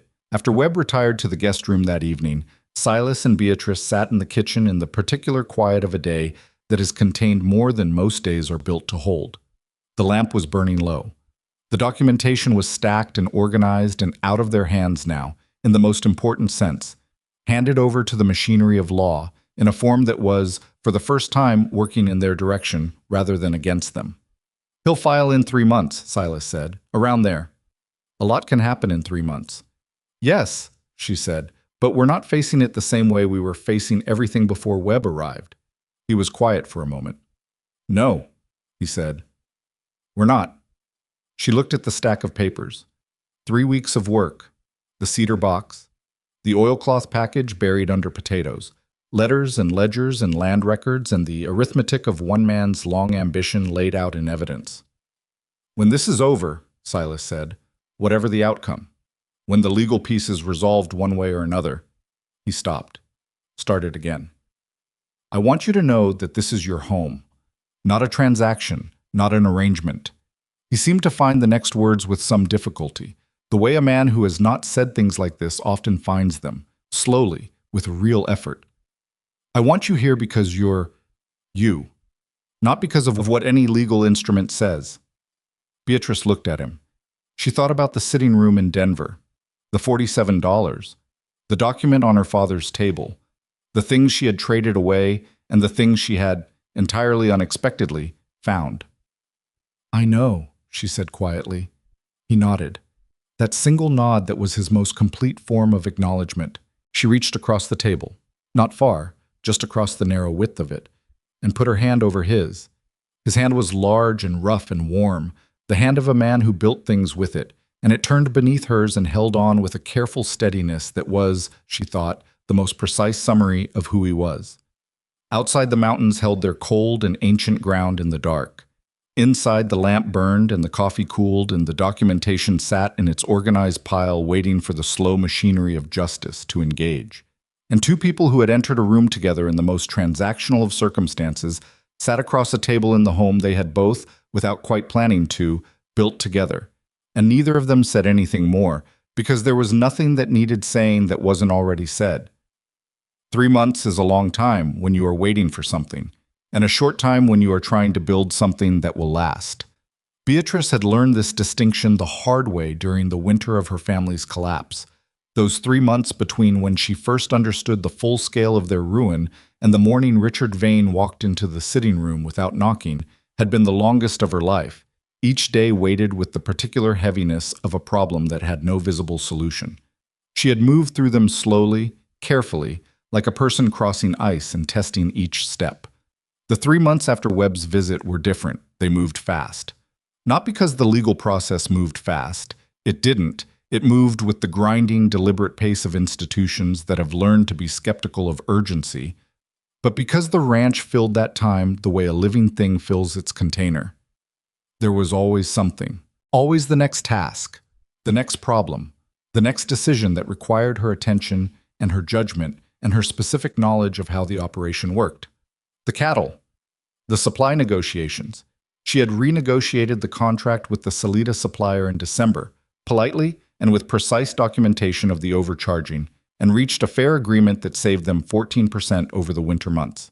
The grazing agreement language had been redrawn with a lawyer in Pueblo who was not federally, and the new version was specific in all the places the old one had been deliberately vague. She did not have the sense of a woman who had been placed in a situation. She had the sense of a woman in her own life, making her own decisions, building something that was genuinely and concretely hers. This was new. She was aware of it in the way you're aware of recovered feeling in a limb that's been numb, not with drama, but with a kind of quiet, persistent gratitude that something she'd stopped expecting had returned. Webb wrote in January with the first real news. The filing had been accepted in Colorado Springs. The scope of the action had expanded. A fourth party, a timber operation east of the watershed, had come forward with documentation of the same water rights mechanism used against them 2 years prior. That party's records, combined with what Beatrice had assembled, gave Webb a timeline of 8 years. 8 years of deliberate, patient positioning by Richard Vane across a broad territory. The district judge assigned to the case in Colorado Springs, Webb wrote, was a man named Ira Colfax. I was 71 years old, had been on the territorial bench for 22 years, and had a documented history of particular impatience with procedural manipulation of the kind the case would demonstrate. He was not, Webb was careful to note, guaranteed. He was simply not in Richard Vane's pocket, which was, at this juncture, the most they could reasonably ask for. Silas read the letter twice and handed it back to Beatrice. Colfax, he said. I know that name. From where? He presided over a land dispute 2 valleys north of here 6 years ago. A rancher named Sutter against a mining consortium. The consortium had better lawyers and a stronger technical claim. He paused. Colfax ruled for Sutter. Beatrice looked at the letter. On what grounds? Bad faith, Silas said. He found that the consortium had used the complexity of the legal process itself as a weapon against a party with fewer resources. He called it, I don't remember the exact phrase, but the substance was that the law is not a tool for manufacturing exhaustion. She read that sentence back in her mind. The law is not a tool for manufacturing exhaustion. She thought about her father's 3 months of appeals going nowhere. She thought about Richard's letter on the kitchen table. She thought about 7 men on horses in the dusk. He'll understand what we've documented, she said. Yes, Silas said. I think he will. Richard Vane was not idle during those 3 months. She had expected this and had not been wrong to expect it. In January, a second contestation arrived, this one challenging the validity of the debt transfer Silas had made to acquire the Holloway note, on grounds so technically obscure that it took her 2 days of careful reading to understand what was actually being argued. She wrote to Webb. Webb wrote back within a week, which was very fast for him, with a 4-page analysis that concluded the contestation had no merit under territorial law, but would require a formal response. She drafted the formal response herself, showed it to Webb by mail, incorporated his 2 suggested revisions, and filed it. In February, someone attempted to interfere with the postal route from the mountain settlement. Aldous reported that a rider had approached the postal carrier twice on the road to Colorado Springs, and on the second approach had apparently offered money in exchange for access to the carrier's bag. The carrier had refused and reported the incident to a county official who had no connection to Richard's network. The incident was documented and forwarded to Webb, who added it to an expanding supplementary file on intimidation and obstruction. Richard was pushing. But he was pushing against something that had not existed when he had begun his campaign, a documented, organized, legally represented opposition that was not going to be worn down by complexity or frightened into withdrawal. He had miscalculated. Beatrice thought about this sometimes. In the evenings when the work was done and the ranch was quiet, and she had the particular mental space that comes after a long day of useful effort. He had built his whole strategy around a fundamental assumption that the people he targeted would be too isolated, too confused, too financially pressured, and too underestimated to mount anything coherent against him. He had been right about that assumption for 8 years across multiple operations. He had encountered enough people exhausted by the legal machinery he'd weaponized, enough people who had given up and accepted his terms because the alternative seemed impossible, that the assumption had hardened into something like certainty. He had not accounted for a woman in her father's doorway who had been managing accounts and affairs on insufficient information against dismissive opposition since she was 17. He had not accounted for the fact that being underestimated over a long enough period of time produces a specific and formidable competence in the people who survive it. Silas's arm healed through January and February, which it did imperfectly. There was a stiffness in the shoulder that the cold made worse, and he favored it in ways he didn't acknowledge verbally, but that she observed and worked around without making anything of it. He was a difficult patient in the precise sense that he was not a patient at all, merely a man who had sustained an injury and was continuing to work regardless, which was its own kind of stubbornness she had come to understand as simply part of his construction. She argued with him about it twice. Both times he listened, acknowledged her point without agreeing with it, and continued doing what he'd been doing. The third time she raised it, she did so differently. She told him plainly that the shoulder's full recovery would determine the ranch's operational capacity through spring calving, which was a practical argument rather than a personal one, and he thought about it for a moment and then reduced his lifting load without being asked again. She did not consider this a victory exactly. It was more like two people learning the specific grammar of disagreement that worked between them. What landed, what didn't, what required a different approach. They argued about other things too during those 3 months. About the eastern fence line, which she thought needed replacing and he thought needed patching. About the terms of a proposed grazing arrangement with Aldous, which she read differently than he did. About a decision he'd made regarding the spring cattle schedule without consulting her, which she raised not because the decision was wrong, but because the absence of consultation was a pattern she wasn't going to let establish itself. That last argument was the most uncomfortable of the three and the most productive. "You made that decision alone," she said, "the same way you made every decision before I was here." "It's a ranch decision," he said. "I know cattle." "I'm not questioning your knowledge of cattle," she said. "I'm telling you that I'm here and I'm capable, and when you make decisions about this operation without involving me, it reduces me to the decorative position I agreed with you I would never occupy." He was quiet for a moment. The particular quality of his quiet told her he was not dismissing the point. He was examining it. "You're right," he said. She hadn't expected it that quickly. "Yes," she said, slightly wrong-footed. "I've made decisions alone for 11 years, he said. "The habit runs deeper than I'd accounted for." He looked at her. "Tell me when I do it again." "I will," she said. He did it twice more in February, and both times she told him, and both times he course-corrected without resentment, and by March the pattern had shifted into something more like what they'd agreed on, which was not perfect, because nothing between two real people with their own formed habits and histories is ever quite perfect, but was workable and honest and improving. The letter from Webb arrived on a Thursday in late March when the snow was beginning to recede from the lower pastures, and the river had started its spring sound again, the ice thinning and the water beneath asserting itself. The hearing had been scheduled for the 15th of April in Colorado Springs, Judge Colfax presiding. All 4 parties were required to appear, and their documentation would be formally entered into evidence at that time. Webb's language was measured, professionally neutral, which was how she had come to understand that things were going reasonably well.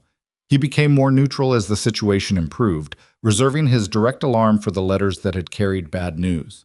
She read it at the kitchen table and sat very still for a moment. Then she went to find Silas. He was in the east pasture checking the fence line, the one she'd argued should be replaced, and he'd argued should be patched, and which he was currently replacing, a fact neither of them was commenting on directly. He was working one-handed more than he should have been, the left arm still compensating, and she filed that observation for later. She handed him the letter. He read it standing in the pasture with the early spring light flat and pale around them. April 15th, he said. Yes. He handed the letter back. He looked at the fence line and then at the mountains and then at her. We should tell your father. She had been thinking about her father every day for 4 months. She had written every week, as she'd promised, and he had written back, shorter letters than she'd expected from a man who had previously been a fluent correspondent, shorter and careful, as though he were editing himself for reasons she could guess at. He was still in the house. He had found some work, small accounting for 2 businesses, enough to keep things together without assistance from her. He had not mentioned Richard Vane in any letter after the first month. Yes, she said, we should.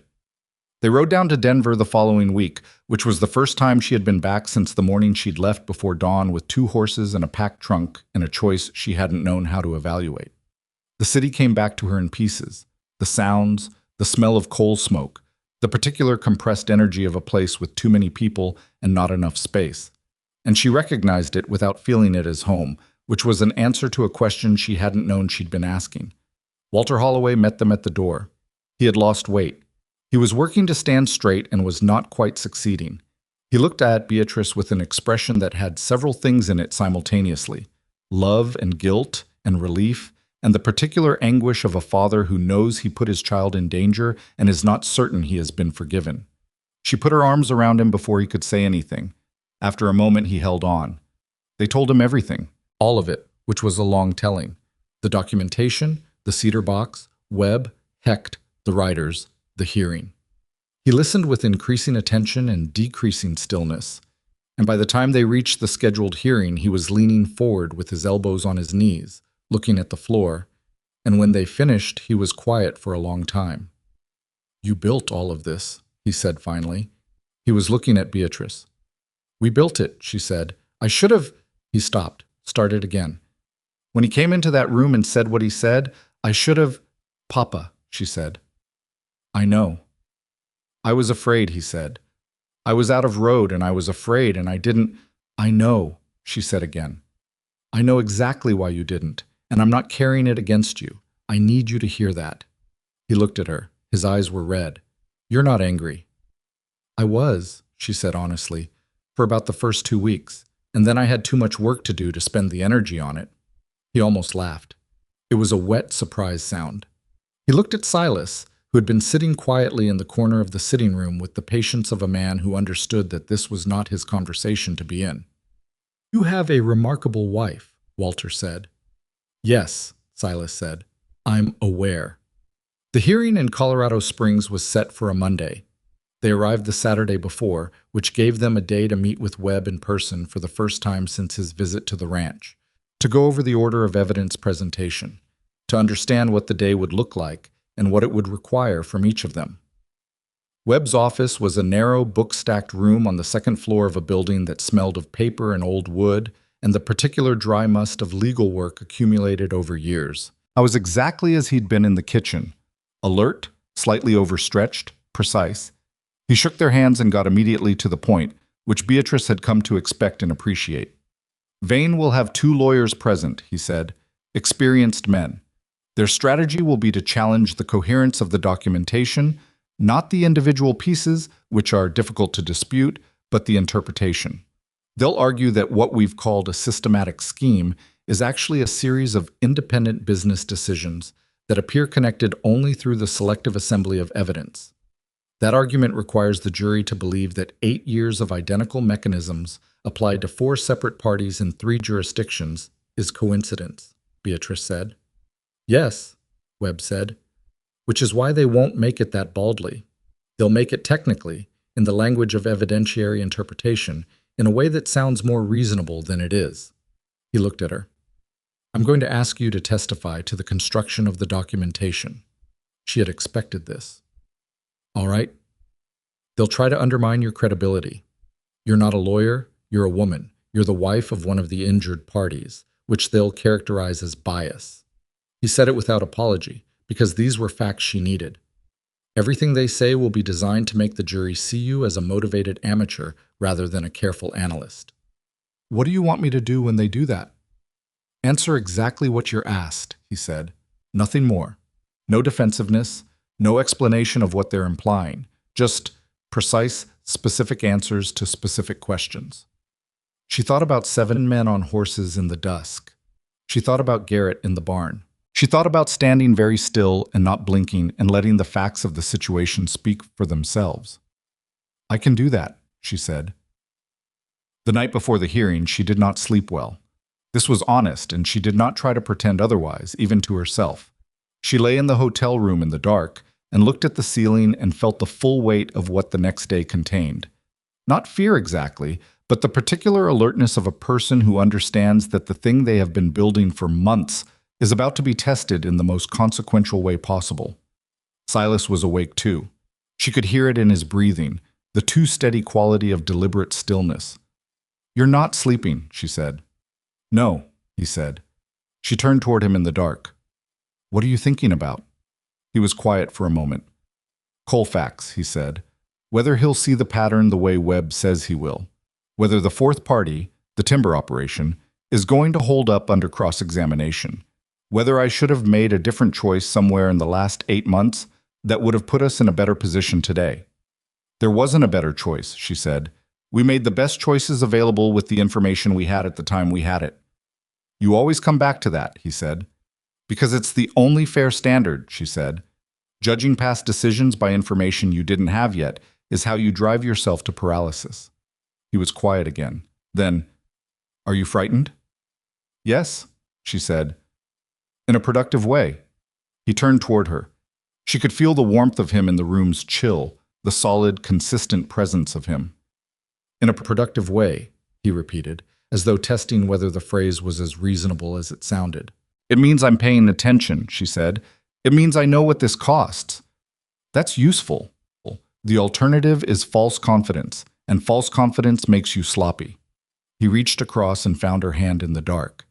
He held it with the careful steadiness she had first noticed in a barn with a rifle and had now known for months in every form it took. And it was, she thought, still the same quality in all its forms. The same thing. Whatever happens tomorrow, he said. Whatever happens tomorrow, she agreed. The courtroom in Colorado Springs was larger than she'd expected, and colder than the street outside, which was not logical, but was true. It smelled of old timber and lamp oil and the specific collective anxiety of people waiting for institutions to deliver a verdict on their lives. Judge Colfax was exactly as she'd imagined from Silas's description. A compact, white-haired man with the economy of movement of someone who has presided over too many proceedings to waste any part of himself on theater. He came in without ceremony, looked at the room over his spectacles, and began. The morning was documentation. Webb presented the assembled file in sequential order, beginning with the earliest water rights acquisition and moving forward through the four-party timeline. He was methodical and unhurried, which she recognized as the correct pace. The evidence was most effective when it was allowed to accumulate without drama, each piece adding to the pattern rather than being argued individually. Richard Vane sat at the opposing table with his 2 lawyers. She had seen him only once since the morning in the sitting room, briefly, across the street in Denver on the day she and Silas had come to see her father, and she had watched him for a moment before he noticed her. And then he had noticed her, and something had moved across his face that she had cataloged and filed. Not quite surprise. Something more like the expression of a man revising an assumption he'd been confident in. He looked at her now across the courtroom with an expression that had nothing of the dismissal she'd first received from him.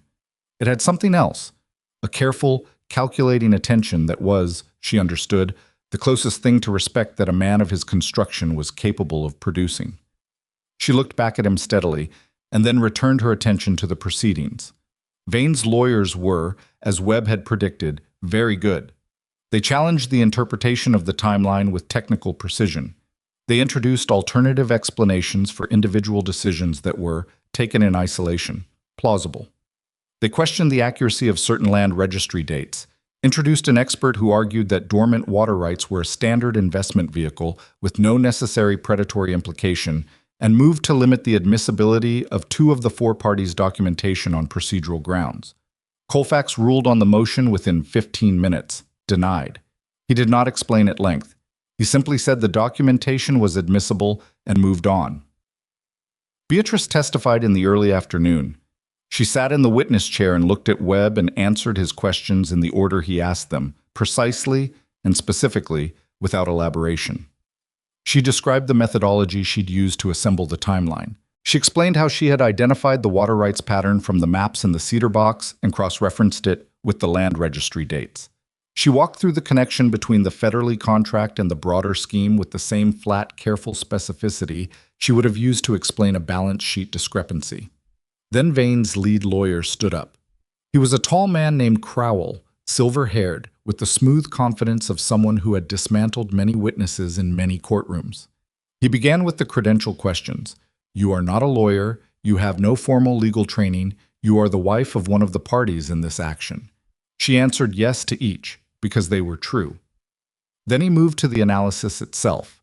He suggested that her assembly of the documentation reflected the conclusion she had arrived at in advance, rather than conclusions produced by the evidence.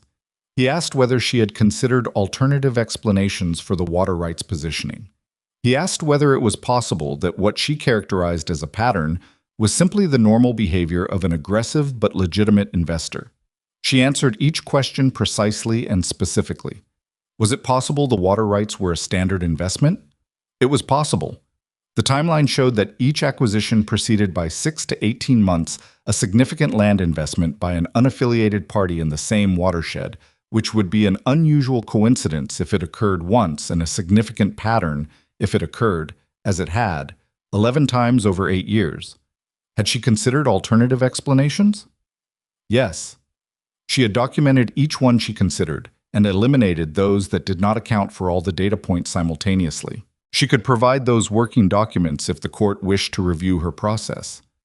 Crowell paused. The offer to provide working documents, the methodological trail, was not what he'd expected. It assumed scrutiny rather than deflecting it. He asked one more question. He asked whether her conclusions might be influenced by her personal situation as the wife of an affected party. She looked at him. My personal situation, she said, is that I have spent the last 4 months assembling an evidentiary record from primary source documents, land registry filings, account records, and legal correspondence. The conclusions in that record are produced by the documents, not by my preferences. If you can identify a specific document I've misread or a connection I've asserted that the source material doesn't support, I'd ask you to bring it forward.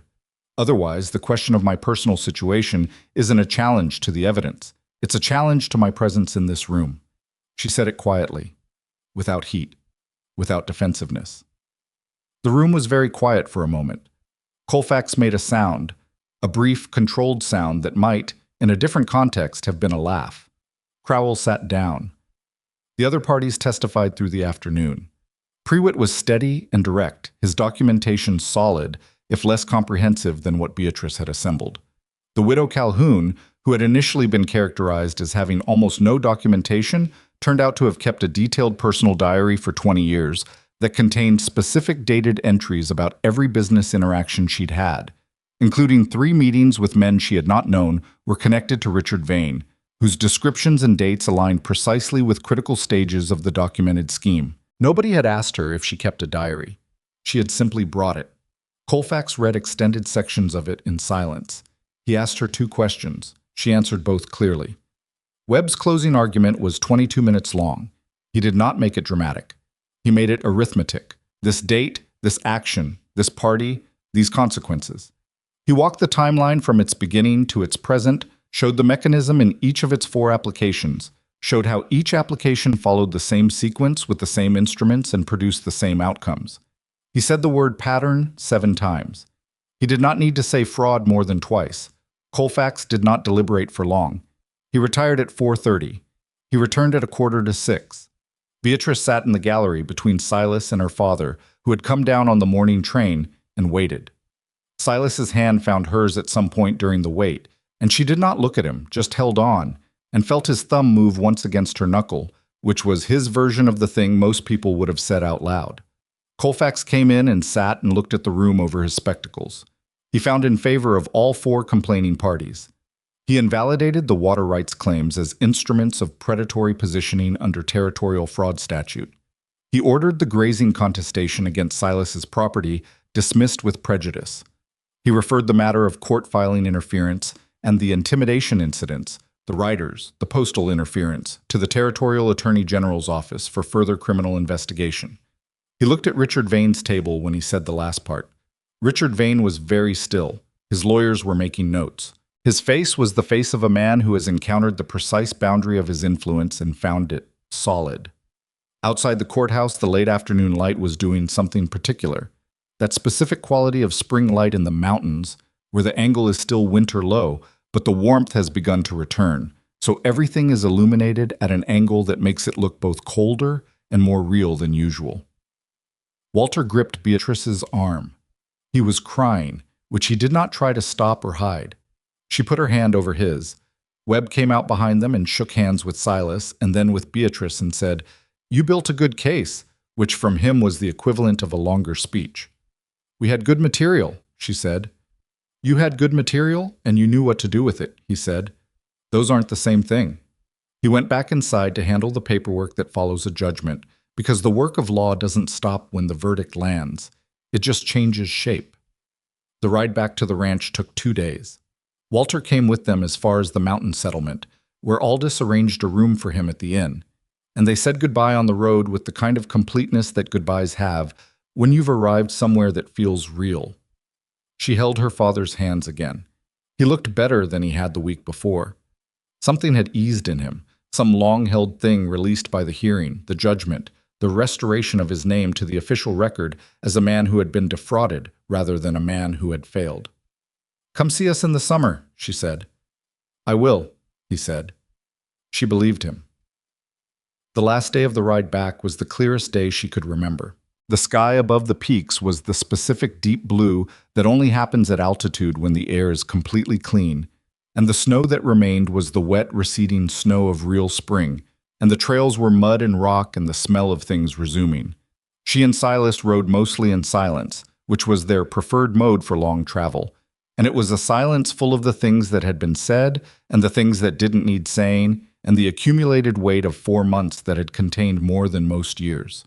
They came over the last ridge and the valley was below them. She stopped her horse and looked down the way she'd looked down the first time, at the main house and the outbuildings and the fences and the cattle moving in the lower pasture and the river catching the late light along the eastern edge. It looked different than it had that first day, not in its physical facts, which were the same, in her relationship to it, which was not the same at all. That first day it had been a place she was arriving at. Today it was a place she was returning to. She had not grown up dreaming of a mountain ranch. She had not grown up dreaming of any particular place or shape of life, partly because she had spent too much energy simply managing the one she had, and partly because the world she'd inhabited had not offered her the luxury of dreams that assumed she would be given choices. The women she'd watched growing up in Denver had been steered toward specific futures: marriage to men of means, the careful management of households within prescribed roles, the long, slow work of making themselves acceptable to the people whose acceptance mattered. She had been excluded from most of that steering, which she had experienced as rejection, and sometimes as cruelty, and always as the sharp and grinding pain of being told, in 100 wordless ways, that you are less than you know yourself to be. She understood now, on this ridge in the spring light, that the exclusion had also been a different kind of liberty. Not a gift, not a compensation, not anything so tidy as that. Just a fact, with 2 faces, the way most real things have 2 faces when you can finally stand far enough back to see both.